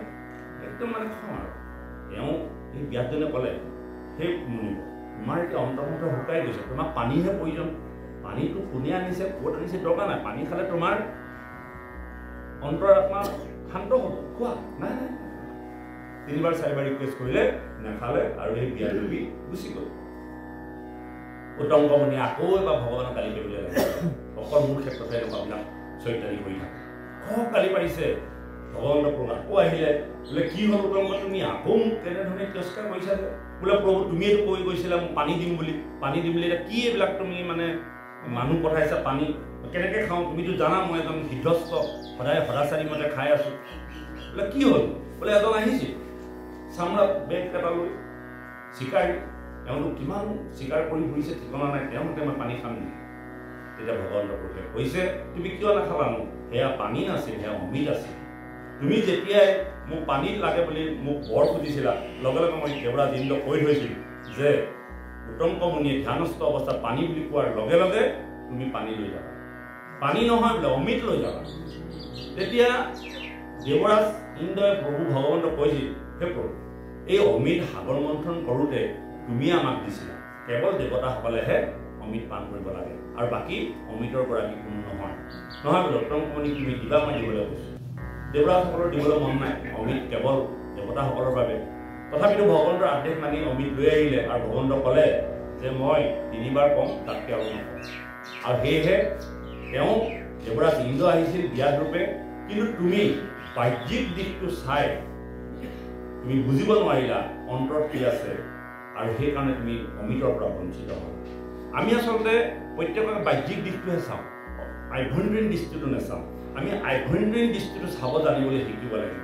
এজন মানুহক দেখিবলৈ ধুনীয়া হ'লেই তেওঁ ভাল নহ'ব পাৰে, এজন মানুহ কুৎসিত হ'লেই তেওঁ অন্তৰ বেয়া হ'ব বুলি আপুনি ভাবি ল'ব নোৱাৰে। এজন মানুহে বহু ধৰণৰ সদাচাৰ নীতি দেখুৱাইছে বুলি তেওঁ ভকত নহ'ব পাৰে। এজন লোকে নামঘৰৰ শেষৰ আসনখনত বহি আছে বুলি তেওঁ ভকত নহ'ব বুলি আপুনি ক'ব নোৱাৰে। আপুনি ক'ব বিচাৰিব নেকি যে আজি লাইভ এটা পাতিছোঁ, আমি নাম ঘোষণা কৰিম ইজনৰ পাছত ইজন, নহয়নে বাৰু? এইজনে শ্ৰেষ্ঠ, এইজনৰ পাছতে মই, মোৰ পাছতে তেওঁ, তেওঁৰ পাছতে তেওঁ, এইবিলাক আমাৰ কৃপালু শংকৰ গুৰুজনাৰ নীতি আদৰ্শত নাই। আমাৰ কৃপালু নীতি আদৰ্শত সমস্তজন এক। আমি ভিতৰখন চাব লাগে, বাহিৰখন নহয়। আৰু বাহিৰখন চাই থকাৰ কাৰণেই আমি জীৱনত পদে পদে বহু অমিতৰ পৰা বা বহু পুণ্যৰ পৰা আমি বঞ্চিত হৈছোঁ। গতিকে এই কথাবিলাক যাৰ মনত উদ্ভাৱনা হয়, যাৰ মনত চিন্তা হয়, তেওঁ অজ্ঞানী। সেইটোকে কৈছে নাহি জ্ঞান যাৰ জাতি ধৰ্ম মাত্ৰ কৰে, কেৱল ধৰ্মৰ নামত তেনেকুৱা ধৰণৰ আচৰণ কৰে, তেওঁ অজ্ঞানী।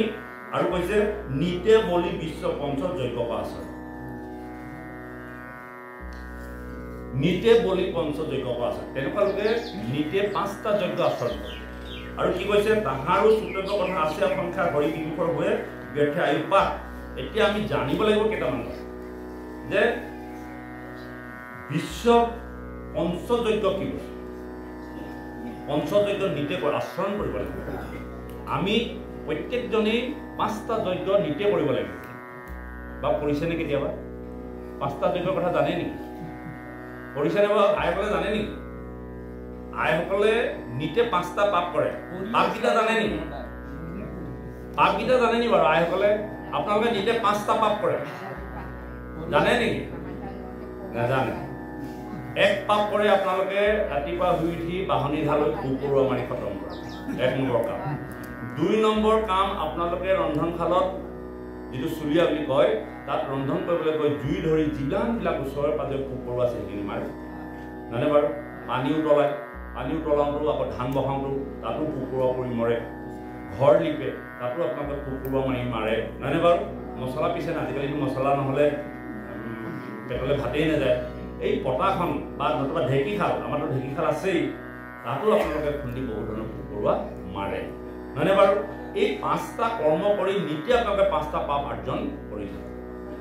আৰু এই 5টা পাপৰ পৰা মুক্তি পাবৰ কাৰণে আপোনাৰভাৱে নিতে 5টা যজ্ঞ কৰিব লাগিব, যিটো বিশ্ব পঞ্চযজ্ঞ বুলি কৈছে, নিতে বুলি কৈছে। এতিয়া আমি পাতি যাম সেইখিনি কথা, আগতীয়াকৈ নাপাতোঁ। গতিকে এই কৰ্মবিলাক যিসকলে নকৰে তেওঁলোকে কিন্তু বহু কথা শিকিবলগীয়া আৰু জানিবলগীয়া আছে। সেই কথাখিনিকে আজি আমি অকণমান জানিম। তাহাৰো শ্ৰোতব্য কথা আছে অসংখ্যাত হৰি বিমুখৰ হৈ ব্যৰ্থ আয়ু পাঠ। তেওঁলোকে হৰি বিমুখ হৈ জীৱনটো আয়ুবিলাক নাশ কৰি আছে। কেৱল মনুষ্য নামৰ এটা দেহ ধৰি মাত্ৰ সময়বিলাক পাৰ কৰি আছে, নিজৰ আয়ুটো শেষ কৰি আছে আৰু একো নাই। হে ৰাম দিন ভৈলে ধন কুটুম্বৰ চিন্তা কৰে, নিতাস্তি আলাপে ৰাতিৰ আয়ু হৰে। আমি কেনেকে সময়বিলাক নষ্ট কৰোঁ? দিনত হ'লে কেৱল ধন টকা পইচা ঐশ্বৰ্য বিভূতি কেনেকৈ ঘটিব পাৰোঁ সেইটো চিন্তা কৰোঁ। আৰু গধূলি অহাৰ লগে লগে স্ত্ৰীৰ লগত আলাপ কৰি বিষয়ত মগ্ন হৈ দিনটো শেষ কৰোঁ। ৰাতিপুৱা সূৰ্য উদয় হয় আকৌ একেখিনিয়ে কাম, ধন টকা পইচা আনি গোটাওঁ, কুটুম্বৰ চিন্তা কৰোঁ, বংশ পৰিয়ালৰ চিন্তা কৰোঁ, ককাই ভাই চিন্তা কৰোঁ, ল'ৰা ছোৱালীৰ কথা চিন্তা কৰোঁ, নহয়নে বাৰু? আৰু গধূলি হ'লে আমি স্ত্ৰীৰ লগত আলাপ কৰি ৰাতিও আয়ুস কৰোঁ, আমাৰ দিনৰ আয়ুস আৰু ৰাতি আয়ুস। এনেকৈ কৰি আমি আয়ুসবিলাক নষ্ট কৰি থাকোঁ। কিন্তু আমি 5টা যজ্ঞ যে সমাপন কৰিব লাগে এই কথা আমি পাহৰি যাওঁ। এতিয়া 5টা যজ্ঞ সম্পৰ্কে ইয়াত নাই দিয়া বহলভাৱে, মনুসংহিতাত এই কথাবিলাক উল্লেখ আছে। আমি তাৰ পৰা আপোনাক ক'বলৈ অকণমান প্ৰসাদ লৈ আহিছোঁ, আপোনালোকে শুনিব। 5টা যজ্ঞ কি? এক হ'ল ঋষি যজ্ঞ, এক হ'ল দেৱযজ্ঞ, এক হ'ল ভূত যজ্ঞ, এক হ'ল পিতৃযজ্ঞ অৰ্থাৎ শ্ৰাদ্ধ, আৰু এক হ'ল কুটুম্ব যজ্ঞ। কুটুম্ব যজ্ঞ তাৰমানে নিজযজ্ঞ। অৰ্থাৎ এই 5টা যজ্ঞ আছে: দেৱযজ্ঞ, ঋষিযজ্ঞ, পিতৃযজ্ঞ, ভূতযজ্ঞ আৰু কুটুম্ব যজ্ঞ। এইকেইটা কাম আমি নিতে নিতে কৰিব লাগিব। আৰু নিতে কৰিছোঁ নে নাই কৰা, আৰু শাস্ত্ৰই কেনেকৈ আমাক কৰিবলৈ কৈছে, নহয়নে বাৰু? হে ৰাম দেৱ ঋষি ভূত পিতৃ কুটুম্ব জনৰ উপজিলে তা সম্বাৰ ঋণী হুৱে নৰ। আমি যেতিয়া জন্মগ্ৰহণ কৰি আহিছোঁ আমাৰ জীৱনত 5টা ধাৰ লাগি আহিছে। কি কি আহিছে? দেৱঋণ, ঋষি ঋণ, ভূত ঋণ, পিতৃ ঋণ আৰু কুটুম্ব ঋণ। নহয়নে বাৰু? দেৱ, ঋষি, ভূত, পিতৃ, কুটুম্বজনৰ উপজিলে কাষম্বাৰৰ ঋণী হুৱে নৰ। মানুহৰ 5টা ধাৰ থাকে। এই 5টা ধাৰ মাৰিবলৈ হ'লে আমি কি কৰিব লাগিব? হে ৰাম হোমে দেৱ ঋণ হুজে শ্ৰাদ্ধয়ে তৰ্পণে ঋষিৰ বলিদানে ভূত শ্ৰাদ্ধ আদিয়ে পিতৃৰ। দেৱযজ্ঞ বা দেৱঋণ খুজিবৰ কাৰণে আপোনাৰ হবে হোম যজ্ঞ কৰিব লাগিব। আৰু ঋষি ধাৰ মাৰিবলৈ হ'লে তৰ্পণ কৰিব লাগিব। পিতৃ ধাৰ মাৰিবলৈ হ'লে শ্ৰাদ্ধ কৰিব লাগিব। কুটুম্ব ঋণ কৰিবলৈ হ'লে সমভাৱ আনিব লাগিব। আৰু কি ঋণ থাকিলে? ভূত ঋণ। আৰু ভূত ঋণ খুজিবৰ কাৰণে বলি দিব লাগিব। এই কথাটো এইকাৰণে প্ৰসংগ আনিছোঁ, আমি যে যাগ যজ্ঞ পূজা পাতল কি কথা কৈছে ভাগৱতে। এতিয়া দেৱঋণ খুজিবৰ কাৰণে আমি কি কৰিব লাগিব? হোম কৰিব লাগিব, হোম যজ্ঞ কৰিব লাগিব। আমিতো এতিয়া মহাপুৰুষীয়া ধৰ্মত হোম যজ্ঞ কৰিব নালাগে বুলি ক'লে, কিন্তু শাস্ত্ৰইটো কৈছে, নহ'লেতো আমি দেৱঋণ কৰি থাকিম, হয় নাই? আৰু শাস্ত্ৰইটো কৈছে হোমে দেৱ ঋণ ভুজে তৰ্পণে ঋষিৰ। নহয়নে বাৰু? বলিদানে ভূত শ্ৰাদ্ধ আদি পিতৃৰ। আকৌ কুটুম্ব ঋণটো কেনেকে? এই ৰাম সমভাৱে ঋণ ভুজে কুটুম্ব জনৰ। এই ভাৱে সদাৰিণী হৰি বিমুখৰ। এনেধৰণে আমি প্ৰত্যেক দিনে 5টা দিন লাগি যায় আৰু এইটো ভকতি বিহীন বুলি কৈছে। এতিয়া আমি অকণমান আলোচনা কৰিম হোম যজ্ঞৰ সম্পৰ্কে। দেৱঋণ খুজিবৰ কাৰণে আমি হোম যজ্ঞ কৰিব লাগিব। এতিয়া দেৱঋণ বুলি ক'লে দেৱতা নহয়। দেৱঋণ হ'ল যিখিনি জগতৰ কল্যাণকামী কাম। আগতে আম দালিত ঘিউ দি জ্বলাই বহু ঘিউ ঢালি যিখিনি জেগা অপবিত্ৰ বুলি ভাবিছিল সেই জেগাবিলাক পবিত্ৰ কৰিছিল। আৰু এই পবিত্ৰ কৰিবলৈ যাওঁতে মনুষ্যকে আদি কৰি গছ গছনি পৰ্বত পাহাৰ চৰাই চিৰিকটি সকলোৱে সুন্দৰভাৱে অক্সিজেন ল'বৰ কাৰণে তেওঁলোকে হোম যজ্ঞ আৰম্ভ কৰিছিল। হোম যজ্ঞ আৰম্ভ কৰিছিল অৰ্থাৎ আম খৰিত ঘিউ ঢালি ঢালি অগ্নি পূজা কৰিলে বায়ু প্ৰদূষণ হয়। যিটো বৰ্তমান সময়ত দেৱ পূজা হ'ব, আপুনি গছ পুলি ৰোপণ কৰি পুখুৰী খন্দাই সেই গছৰ গুৰিত পানী ঢালি যি জনকল্যাণ কৰিব, এয়াই হ'ব আপোনাৰ খবৰ হোম যজ্ঞ অৰ্থাৎ দেৱযজ্ঞ। দেৱঋণৰ পৰা মুক্তি পাবলৈ হ'লে তাহানিৰ দিনত হোম যজ্ঞ কৰিছিল। বৰ্তমান আমি তেনেধৰণৰ উচিত ঘিউ নেপাম বা শুদ্ধ ঘিউ নাপাম। গতিকে আমি দেৱযজ্ঞ বা দেৱঋণৰ পৰা মুক্তি পাবলৈ হ'লে বৰ্তমান সময়ত যিটো বৃক্ষৰোপণ ব্যৱস্থা বা গছৰ গুৰিত পানী ঢলা বা জগত পবিত্ৰ কৰি ৰখা, চাফ চিকুণ কৰি ৰখা, যাৰ দ্বাৰা যাতে বায়ু প্ৰদূষণ নহয়, এই ব্যৱস্থাপনাটোকে কি বুলি কৈছে? দেৱঋণ পূজা। পৰিৱেশ পৰিচ্ছন্নতাৰ ভাৰসাম্যতা ৰক্ষা কৰিবৰ কাৰণে জনকল্যাণ কাম, এইখিনি দেৱঋণ, সেই কামখিনি। আৰু তাৰ পাছত আহিলে কি? ঋষি ঋণ। ঋষি ঋণ বা ব্ৰহ্ম ঋণ। ব্ৰহ্ম বা ঋষি ঋণ একে বস্তু। নিত্য নৈমিত্তিক ৰাতিপুৱা সান্ধ্যকালত আপোনাৰভাৱে যদি ঈশ্বৰৰ ওচৰত সন্মুখীন হৈছে, সেয়াই হ'ব ব্ৰহ্মযজ্ঞ বা ঋষি যজ্ঞ। এই ব্ৰহ্মযজ্ঞ আৰু ঋষি যজ্ঞৰ পৰা আপোনাৰভাৱে কি পাব? আপুনি কোন, আপুনি ক'ৰ পৰা আহিলে, এই তত্ত্ব জানিবলৈ বিচৰাটোৱে হ'ল ব্ৰহ্মযজ্ঞ বা ঋষি যজ্ঞ। তাৰ কাৰণে আমি তৰ্পণ কৰিব লাগিব। তৰ্পণ কৰি পেলাই আপুনি জানিব লাগিব যে মই কোন, প্ৰকৃততে মই ক'ৰ পৰা আহিছোঁ। তেতিয়াহ'লে এই প্ৰশ্নৰ আপোনাৰ উত্তৰ কোনে দিব? এই প্ৰশ্নৰ উত্তৰ দিব আপোনাৰ শৰীৰত থকা মই নামৰ যিটো ব্যৱস্থা। মই মানে চিনি পাইছে নেকি? মই নহয়। মই মানে আত্মা, মই মানে অনুষ্ঠান, মই মানে হ'ল নামঘৰ, মই মানে হ'ল ঈশ্বৰ, মই মানে হ'ল পৰমাত্মা। মই শব্দটোৱে অহংকাৰ হয়, বাপে কোৱাটো ভুল নহয়, কিন্তু মই মানে হ'ল ঈশ্বৰ। আমি মই বুলি ক'লে তাৰমানে ঈশ্বৰক নুবুজাওঁ, মই ঈশ্বৰ বুলি ক'বলৈ বিচাৰোঁ কাৰণে মই শব্দটোৱে অহংকাৰ আহে। মই শব্দটোৱে হ'ল ঈশ্বৰ।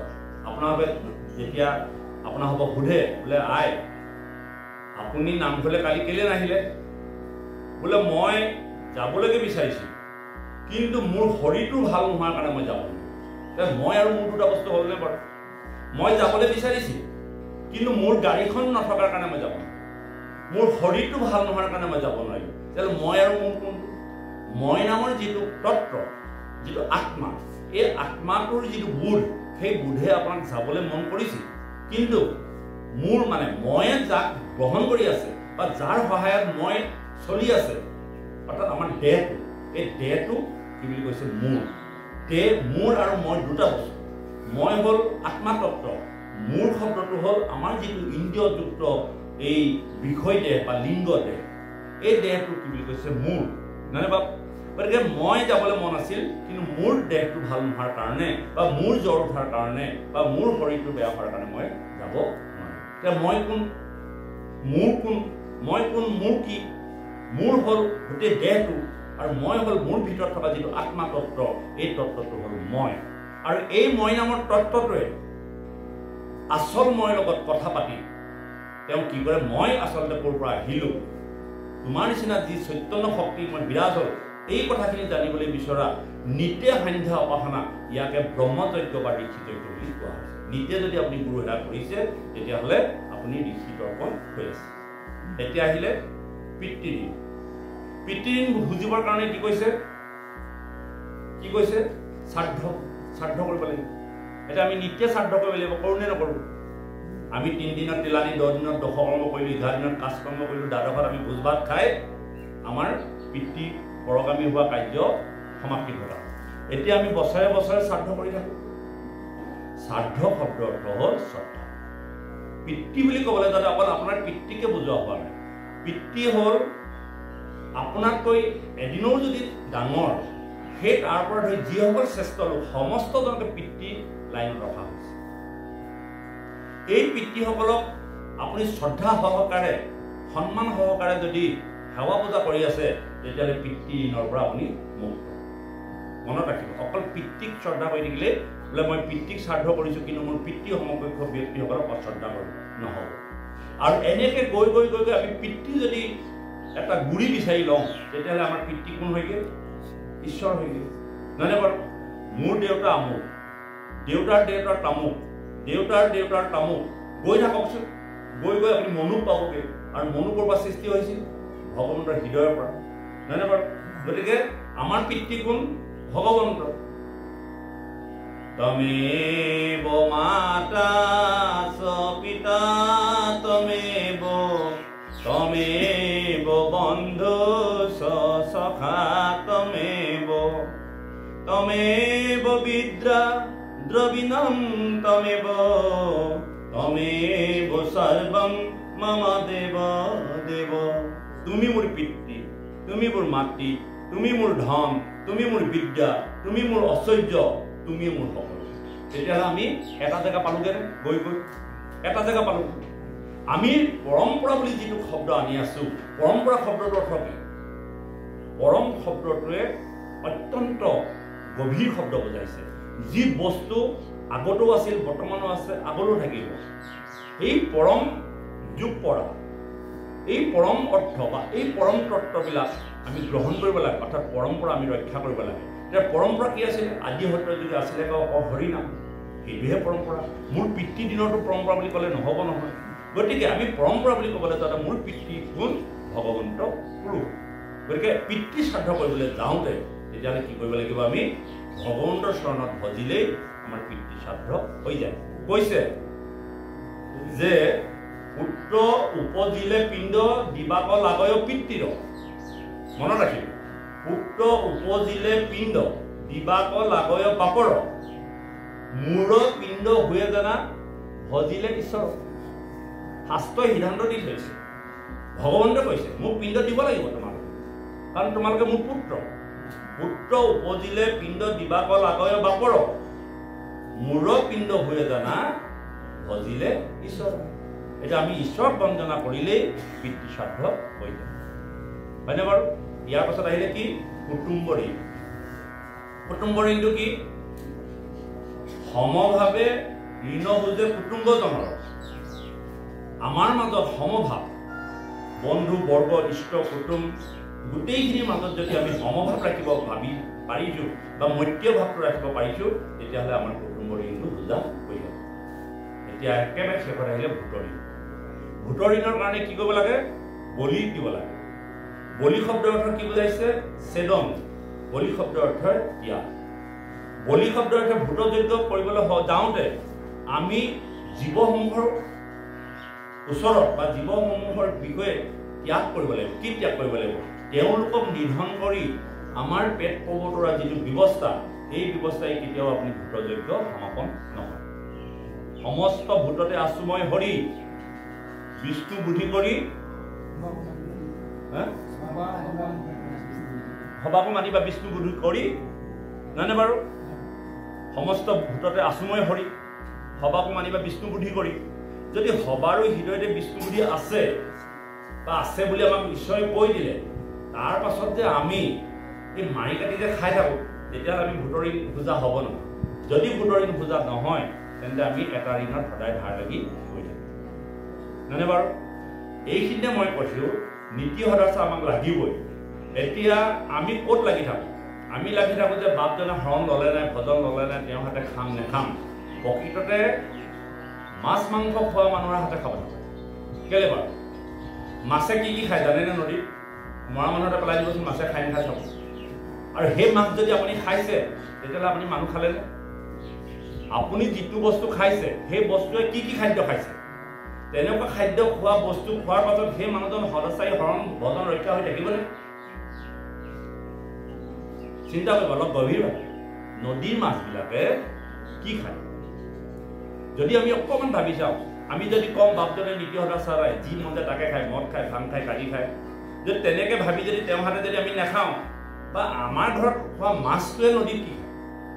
মৰা মানুহ খায়, গৰু খায়, পেলাই দিয়া জীৱ জন্তু খায়, লেতেৰা খায়, বিষ্টা খায়, নাখায় নেকি? হাঁহটোৱে কি খায়? গাহৰিটোৱে কি খায়? তো সেই খাদ্য যদি আমি খাওঁ, তেতিয়াহ'লে আপোনাৰ সদাচাৰীটো ৰৈ থাকিলেনে? আমি ভবা কথাবোৰৰ লগত মিল হৈছেনে? নাই। অকণমান চিন্তা কৰি চাব কথাবিলাক। মই মাত্ৰ এনেকৈ দাঙিয়ে দিছোঁ, চিন্তাৰ বিষয়বস্তু আপোনাৰ লগত থাকিব।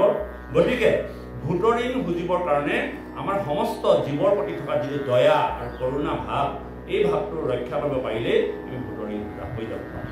আমাক খাবৰ কাৰণে দিছে, কিন্তু মাছ মাংস খাবৰ কাৰণে আমাক দিয়া নাই। তেওঁলোকৰ প্ৰতি দয়া। ৰাতিপুৱা হোৱাৰ লগে লগে আপুনি জীৱসমূহৰ কাৰণে এমুঠি যদি চাউল ছটিয়াই তেওঁলোকক খোৱাৰ ব্যৱস্থা কৰি দিছে, বা তেওঁলোকে শান্তিপূৰ্ণভাৱে জীয়াই থকা অৱস্থাত আপুনি লাখুটিডাল দলিয়াই লৈ মাৰি পেলাই আপোনাৰ পাকঘৰলৈ টানি যদি অনা নাই, এয়াই হ'ব আপোনালোকৰ ভূতৰ ঋণ। কিন্তু শুনিবলৈ ভাল নালাগে, কাৰণ খাই আছোঁ আৰু আজি বাপ দাদাই কৈ গ'ল এইবিলাক কথাটো আৰু কেনেকৈ এৰিম, সেইটো নিজৰ নিজৰ বিষয়বস্তু। কিন্তু চিন্তা ভাৱনা আপোনালোকৰ ওপৰত। কিন্তু ভাগৱতে যিখিনি কথা কৈ যাব সেইখিনি কথা আমি ক'ব লাগিবই। গতিকে এনেধৰণৰ চিন্তা চৰ্চাই আমি কি কৰোঁ? আয়ুবিলাক নষ্ট কৰি আছোঁ। দিনত হ'লে ধন টকা পইচা কেনেকৈ পাওঁ, কেনেকৈ খাওঁ, কেৱল শৰীৰটো পেট ফিটাব লাগে, আৰু ৰাতি হ'লে স্ত্ৰীৰ লগত আলাপ কৰি আমাৰ দিনবিলাক আয়ুবিলাক নষ্ট কৰি মিছা বিষয়ক মাত্ৰ অভিলাষ কৰি জীৱনবিলাক বৰবাদ বনাই আছোঁ। সেই কথাটোকে ইয়াত কৈছে।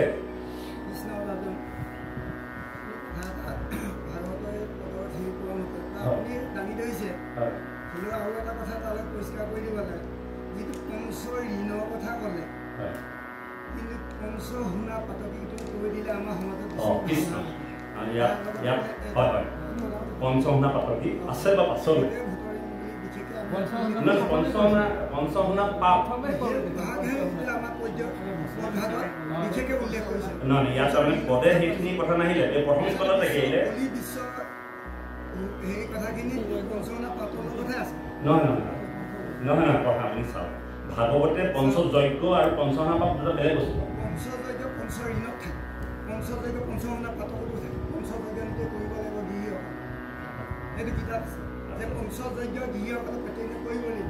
অসমে জানে সেই যিখিনি আমি পঞ্চ ঋণ আৰু পঞ্চমনা পাতত এইটো তাৰমানে অকণ পাৰ্থক্য আছে গতিকে পঞ্চ ঋণটো বিধে বিধে বুজিব পাৰি বুলি কৈছে কিন্তু তাত ঈশ্বৰ যদি নাম লোৱা যায় তেতিয়া পঞ্চ ঋণ অতি সহজে বুজা যায় পঞ্চভাগে যজ্ঞ কৰা পঞ্চকৰ্ম কৰা তৰ্পণ কৰা শ্ৰাদ্ধ কৰা নিষ্প্ৰয়োজন কেৱল নাম ল'লে পঞ্চ ঋণ বুজা যায় কিন্তু পঞ্চ হেৰি কাৰণেও যিটো আমাৰ পঞ্চমনা তাৰ বাবেও 5টা কৰ্ম আছে সেই 5টা অকণ বুজাই দিলে ভাল হয় আপুনি বুজিছে বাৰু ভালে কৈছে কথাখিনি মই উপস্থাপন কৰি দিছোঁ পঞ্চহনা পাপ যি আচৰণ কৰে 5টা যজ্ঞ কৰি তাৰ পৰা পৰিত্ৰাণ পায় আৰু এই পঞ্চহনা পাপৰ লগত পঞ্চযজ্ঞ সম্বন্ধ আছে আৰু ইতিমধ্যে আমি কৈ গ'লোঁ গুৰু সেৱা বেদ অধ্যয়ন ব্ৰহ্মযজ্ঞ পিতৃশ্ৰাদ্ধ অতিথি শুশ্ৰূষা আৰু কুটুম্বৰ ৰক্ষা আৰু ভূতদায়া এই কামকেইটা যদি আপুনি কৰে পঞ্চহনা পাপৰ পৰা আপুনি মুক্ত পাব আৰু লগতে আপুনি জন্ম হোৱাৰ মাত্ৰকে আপোনাৰ 5টা ঋণ লাগি আহিছে এই কথাখিনিহে আমি এই কথাখিনি আহিছোঁ শাস্ত্ৰ কৈ আছে নহয় আমি বুজিছোঁ পঞ্চ ঋণটো কৈছে পঞ্চহনাটোৰ লগত ক'ব কৈছোঁ বস্তু একেটাই নহয় জানো পঞ্চহনা পাপত আপুনি সৰ্বপ্ৰথমে গুৰু গৃহ লিপন যিখন গৃহত গুৰু গৃহ সেইটো ব্ৰহ্মযজ্ঞ বস্তু মিল হৈ আছে গুৰু গৃহ লিপন অৰ্থাৎ গুৰু গৃহ লিপন কৰিলে গুৰু মই যে ব্ৰহ্মযজ্ঞ কথা ক'লোঁ ঋষিযজ্ঞ ব্ৰহ্মযজ্ঞ বা ঋষিযজ্ঞ আপুনি কোন এই যে সন্ধ্যা উপাসনা কৰিব লাগে ৰাতিপুৱা গধূলি নিতে এইটো কথা কৰিব 2 নম্বৰত ক'লোঁ কি পিতৃশ্ৰাদ্ধ অৰ্থাৎ উপৰি পুৰুষত যিসকল নিযজ্ঞ অৰ্থাৎ যিসকল উপৰি পুৰুষ বা আমাৰ জ্যেষ্ঠসকলক মান্যতা অতিথি শুশ্ৰূষা নহয় বাৰু দেৱযজ্ঞ পৰিৱেশৰ লগত আমাৰ যিখিনি মানে সংস্কাৰ এইখিনি কৰিব লাগে যেনেকৈ চাফ চিকুণ অৰ্পণ ইত্যাদিখিনি নহয় বাৰু তাৰপিছত আহিলে আপোনাৰ কি কুটুম্ব ঋণ অৰ্থাৎ আমাৰ যিসকল মৈত্ৰীয় ভাৱ ৰাখিব লাগে বন্ধুবৰ্গৰ লগত বা সমাজৰ লগত সমভাৱ ৰাখিব লাগে এই কামকেইটা কৰিলে আপোনাৰ নীতি হোৱা পঞ্চহনা পাপৰ পৰা মুক্তি পাব আৰু লগতে আপুনি পাব কি পঞ্চ ঋণৰ পৰা 5টা ধাৰ লাগি আহিছে শাস্ত্ৰত কৈয়ে আছে যে দেৱ ঋষি ভূত পিতৃ কুটুম্বজনৰ উপজিলে কাষম্বাৰ ঋণী হৈয়ে ন উপজাৰ লগে লগে আমাৰ 5টা ধাৰ লাগি আহি গ'ল এই ধাৰকেইটা আমি উপজা নাপাৰি বা এই কৰ্মখিনি কৰাৰ লগে লগে আমি পঞ্চহনা পাপত নিমগ্ন হৈ গ'লোঁ আৰু পঞ্চহনা পাপৰ পৰা মুক্তি পাবৰ কাৰণে আমি 5টা যজ্ঞ কৰিব লাগিব গুৰু গৃহ লিপন গুৰু গৃহ আচৰণ বেদ অধ্যয়ন কৰিব লাগিব অতিথি শুশ্ৰূষা কৰিব লাগিব দান দিব লাগিব ভূতদয়া আহিলে দানেই ভূতদয়া নহয় জানো কাৰণ আপুনি চাউলৰ মুঠি কাৰোবাক দিছে কিবা এটা দিছে গৰু এজনক কিবা এটা খুৱাই দিছে এয়া ভূতদয়া তাৰ লগত দান আমি এনেকৈহে পাব পাৰোঁ যদি আপুনি বিশেষ কিবা আছে আপুনি ক'ব লাগিব আমি বুজি যাম তেতিয়া আমি এনেধৰণে আমি পাইছোঁ কিতাপো চাইছোঁ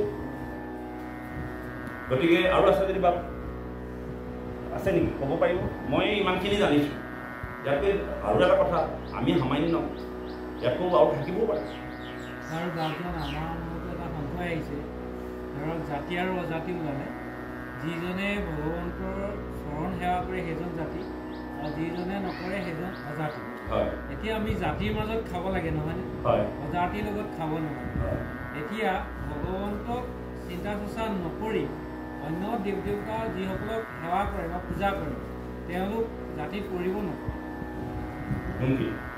ভগৱন্তক নকৰি অন্য দেৱ দেৱতা পৰিব আপুনি এইটো একাদশত আছে তাৰ গোটেই তত্ত্বটো উদ্ধৱে কৈ আছে আমি আজি যিবিলাক কথাত লাগি আছোঁ যে কৰ্মকাণ্ডী জ্ঞান মাৰ্গ আচলতে বিষয়টো ভালেই লাগিব ইয়াৰ লগত একাদশত উদ্ধৱক কৈছে যে যিসকল ঈশ্বৰক পাবৰ কাৰণে 3টা মাৰ্গ আছে বেদৰ 3টা মাৰ্গ আছে এটা জ্ঞান মাৰ্গ এটা কৰ্ম মাৰ্গ এটা ভক্তি মাৰ্গ জ্ঞান আৰু ইয়াতে ক'বই কথাখিনি আপোনালোকে আগতীয়াকৈ প্ৰশ্নবিলাক উত্থাপন কৰি দিছে এই লাষ্টত 2 লাইনৰ পাছতে সেইবিলাক কথা আছে নহয় বাৰু যে মই কৈ গৈছোঁ আপোনালোকে শুনি গ'লে কথাখিনি উত্তৰ ওলাই যাব হে ৰাম মিছা বিষয়ক মাত্ৰ কৰয় ভিলাখ যিহেতু নেদেখে নৰে আপোনাৰ নাখ এ ৰাম হেন জানি যাৰ ইচ্ছা মুখ্য বৰ্থা পৰীক্ষিত দেৱে শুনিবে কৃষ্ণ কথা।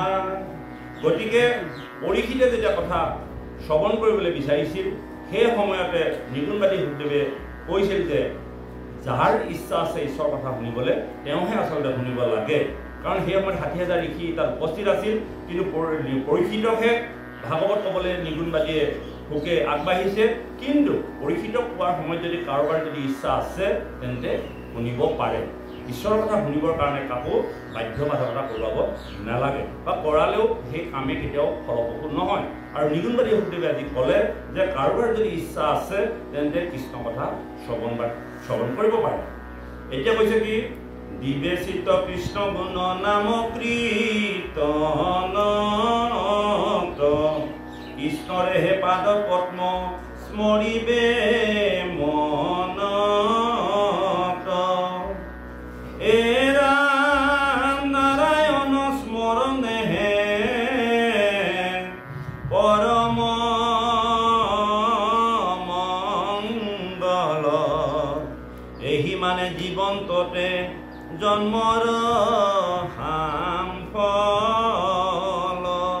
সমস্ত কথাখিনি আগ ধৰি আজি নিগুণবাদী সুখদেৱে ক'লে ভগৱন্তৰ পাদ পদ্ম স্মৰণ কৰি মংগলাচৰণ কৰি নাৰায়ণ নাম যদি সততে স্মৰণ কৰিব পাৰে তেওঁৰ জীৱনত মংগল হয় আৰু তেওঁৰ জীৱন সফল হয়। ইয়াৰ পাছত কৈছে এই ৰাম অন্তকালে হৰি স্মৰে যিটো ভাগ্যৱন্ত তাহাৰ মহিমা কহি কোনে পাৱে অন্ত। এই কথাটো আমি আটাইতকৈ জানিবলগীয়া কথা যে অন্তকালত যদি আমি কৃষ্ণ নাম স্মৰণ কৰিব পাৰোঁ তেতিয়াহ'লে আমাৰ জীৱন সাধন হৈ যাব। যদি আমি অন্তকালত হৰি নাম স্মৰণ কৰি যদি জীৱন আমাৰ ধন্য হৈ যায় তেতিয়াহ'লে আমাৰ আজিৰ তাৰিখত ঈশ্বৰৰ কথা শুনাৰ যুক্তিযুক্ততা আছেনে নাই? নুশুনিলেও হয়। আমি অন্ত সময়ত বা মৰিব সময়ত ঈশ্বৰৰ নাম ল'ম আৰু আমাৰ মুক্তি হৈ যাব, নহয়নে বাবা সমস্ত? কিন্তু আমি যদি তেনেধৰণে ভাবোঁ নিশ্চয় ভুল হ'ব। অৰ্থাৎ অন্তকালত ঈশ্বৰৰ নাম মুখত আহিবৰ কাৰণেহে আজি আমাৰ যি প্ৰক্ৰিয়া বা ব্যৱস্থা, অৰ্থাৎ অভ্যাস কৰোঁতে কৰোঁতে কৰোঁতে কৰোঁতে এদিন আমি অন্তৰ সময়ত ঈশ্বৰৰ কথা আহিব আৰু সেই ঈশ্বৰৰ নামেহে আমি গতিপ্ৰাপ্ত হ'ম। হে ৰাম যিটো ব্ৰহ্মময় দেখে জগত নিখিল যত পাপ পুণ্য সমস্ততে নিবৰ্তিল। সমস্ত জগতখনক যেতিয়া আপুনি ব্ৰহ্মময় দেখি যাব তেতিয়া লগে লগে আপোনাৰ জীৱনত পুণ্য অৰ্জন হ'ব আৰু সমস্ত কৰ্ম আপোনাৰ সাধন হৈ যাব। পঞ্চশুনাই পাপ হওক বা পঞ্চ ঋণেই হওক, সমস্ত কথাখিনি এটা কথাত আপুনি শেষ কৰি দিছে। যদি আপুনি সমস্ত জগতখনক ব্ৰহ্মময় দেখি তাতেই যদি আপুনি কৃষ্ণৰ পাদপদ্ম মকৰন্দত যদি পান কৰে তেতিয়াহ'লে আপোনাক কৈ অহা যিবিলাক পঞ্চশুনা পাপ, পঞ্চ ঋণ বা পঞ্চযজ্ঞ সমস্তখিনি তাতেই হয়। এতিয়া আমি অন্তকালত কেনেকৈ ঈশ্বৰৰ কথা স্মৰণ কৰি গতিপ্ৰাপ্ত হ'ম এই কথাখিনি আজি নিগুণবাদী সুখদেৱে অভিষপ্ত পৰীক্ষিতৰ আগত কৈ আছে। তাৰ আগত তেওঁ কৈ আছে যে পঞ্চযজ্ঞৰ কথা কৈ আছে, পঞ্চশুনা পাপৰ কথা কৈ আছে, নহয়নে বাৰু? এই কথাখিনি আজি আত্মাই কৈছে যদি সমগ্ৰ জীৱসমূহক যদি তুমি ব্ৰহ্মময় দেখা আৰু ভগৱন্তৰ পাদপদ্মত যদি তুমি মন স্থিৰ কৰি কায় বাক্য মনে শৰণাপন্ন হ'ব পাৰা তেতিয়াহ'লে সমস্ত পাপৰ পৰা তুমি মুক্ত হ'ব পাৰিবা। হে ৰাম হৰিৰ কথাটো তাৰ ৰতীয় বিশ্ৰাম সদায় মুখত নেৰৈ ৰাম কৃষ্ণ নাম। হে ৰাম বুলিবা অপূৰ্ব কিনো কহিলা মুনি ইটো কথা একো পুৰুষতো নুশুনি।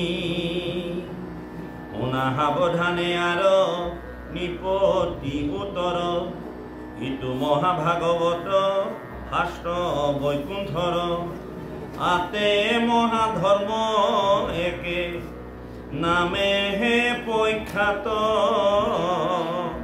শ্ৰৱণ মাত্ৰকে কৰে কৃষ্ণক সাক্ষাৎ। এতিয়া শুনক আপোনালোকৰ প্ৰশ্নটো আপুনি কোৱা কথাবিলাক আহিছে।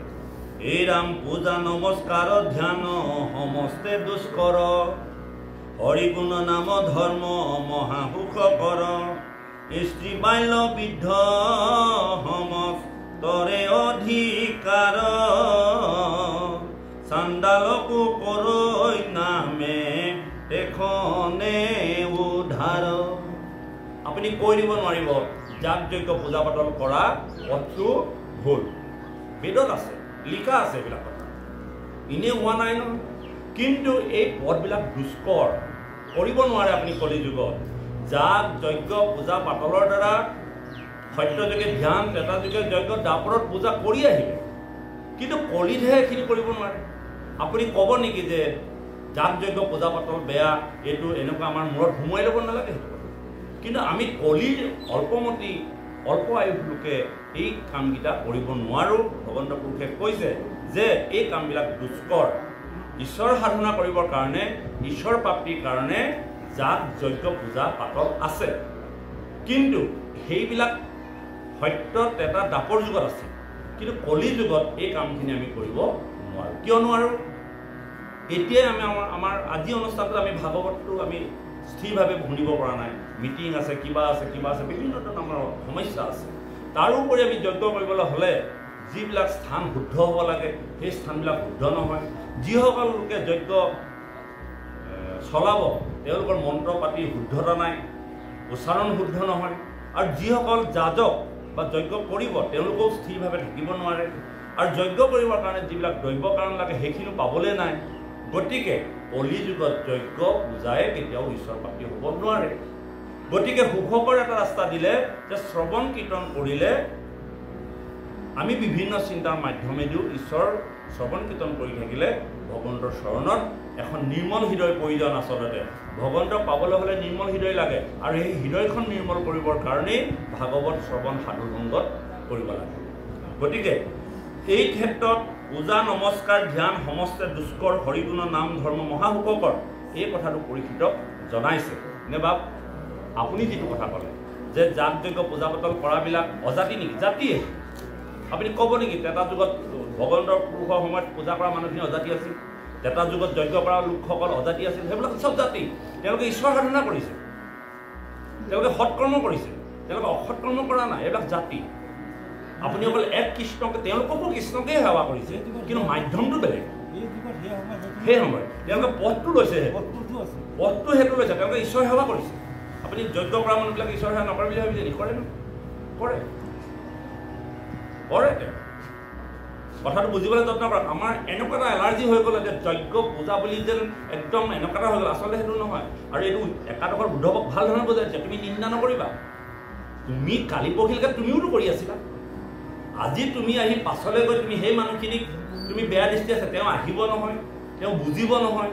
কৰ্ম কৰি কৰি যেতিয়া ফল নাপাব, যেতিয়া কলি নামৰ এটা মহা সংকটপূৰ্ণ যুগ আহিছে বুলি জনাৰ কাৰণে ঋষি সমস্তই 1000 বছৰ যজ্ঞ কৰি দিলে।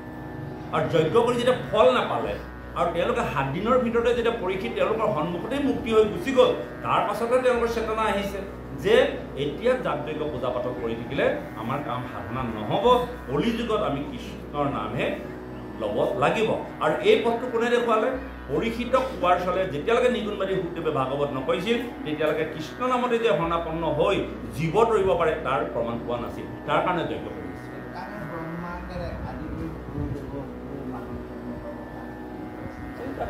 কাৰণ কলিযুগত নাম বস্তু ওলাই আহিল, কাৰণ পৰীক্ষিতৰ মাধ্যমেদিহে আহিলে। পৰীক্ষিত যদি অভিশপ্ত নহ'লহেঁতেন আজিও আমি যজ্ঞ পূজা কৰি থাকিব লাগিলেহেঁতেন। ভাগৱত কোনে আনিলে? পৰীক্ষিতক অভিশপ্ত হৈ 7 দিনৰ ভিতৰত ভাগৱত শ্ৰৱণ কৰি সমস্ত ঋষিৰ সন্মুখতে যেতিয়া গতি পাই গ'ল, তেতিয়াহে ঋষি চকু দাম থাকে। আমি অতদিনে কৰি থকা কামবিলাক দেখোন কষ্টকৰ।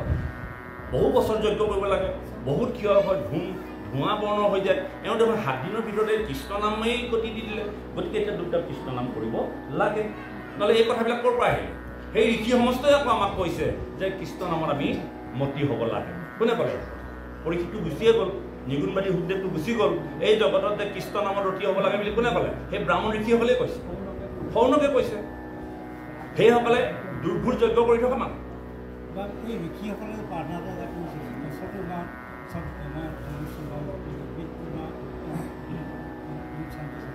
এই যিটো প্ৰাৰ্থনাটো এই প্ৰাৰ্থনাটো সেই মই ঋষিসকলে কৈছিলোঁ চতু মাছ শব্দ হয় নহয় তেওঁলোকে কৈছে সমস্ত মাছ যুক্তি কমে মৃত্যু অমৃতম কমে আমাৰ মৃত্যুটো অমৃতলৈ লৈ যোৱা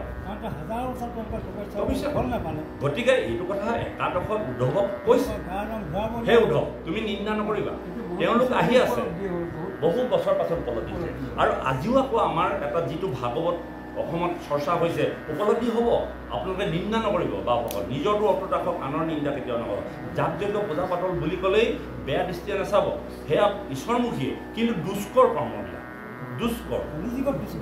কলিযুগত দুষ্কৰ কৰিব নোৱাৰে ইয়াতে কৈ গ'লে আৰু তাতো কৈছে যে বেদৰ 3টা মাৰ্গ আছে জ্ঞান মাৰ্গ আৰু কৰ্মৰ মাৰ্গত মোৰ সন্মত নাই ভকতি মাৰ্গতে মোৰ সন্মত আছে কাৰণ এই মাৰ্গকেইটা কৰিব নোৱাৰে এতিয়া আপোনালোকে যিটো কৰ্মকাণ্ডী বুলি কৈ আছে ভক্তি মাৰ্গতকৈ কৰ্মকাণ্ডী কষ্ট কেনেকৈ যোনে কৰ্ম কৰি কৰ্মৰ ফল বাঞ্ছা নকৰে সেয়াহে কৰ্মকাণ্ডী আচলতে কৰ্মকাণ্ডী অতি কষ্ট নোৱাৰে কৰিব আমি কৰ্ম কৰিলে কল এটুকা ৰুইছোঁ নে নাই ৰোৱা কল টুকা বিকি পেলাই কি কৰিম আমি সিদ্ধান্ত কৰোঁৱে নামঘৰে অহাৰ লগে লগে এডাল ধূপ আমি বিনা পইচাত নুঘূৰাওঁ ধূপডালৰ দাম কিমান কিন্তু সেই ধূপডাল ঘূৰাওঁতেও আমি এখন হৈছোঁ জানো নাই মানে বাপ আমি আজিও কৰ্মকাণ্ডী হৈ আছোঁ আমি ধূপ এডাল ঘূৰাওঁতে বন্তি এডাল ভাগে ভাগে আমি জ্বলাই আছোঁ চাবচোন আপুনি কৰ্মৰ ফল বাঞ্ছা নকৰি যি কৰ্ম কৰে সেয়ে নিষ্কাম ভগতি স্বৰ্গলোভ আদি সুখ লগাই প্ৰথমত অজ্ঞানিক প্ৰবাদন্ত সকামী কৰ্মত নিষ্কামে কৰিবা আকৌ কৃষ্ণৰ অৰ্পণা সেই কৰ্মে নিষ্কামে কৰিবা আকৌ কৃষ্ণৰ অৰ্পণা সেই কৰ্মে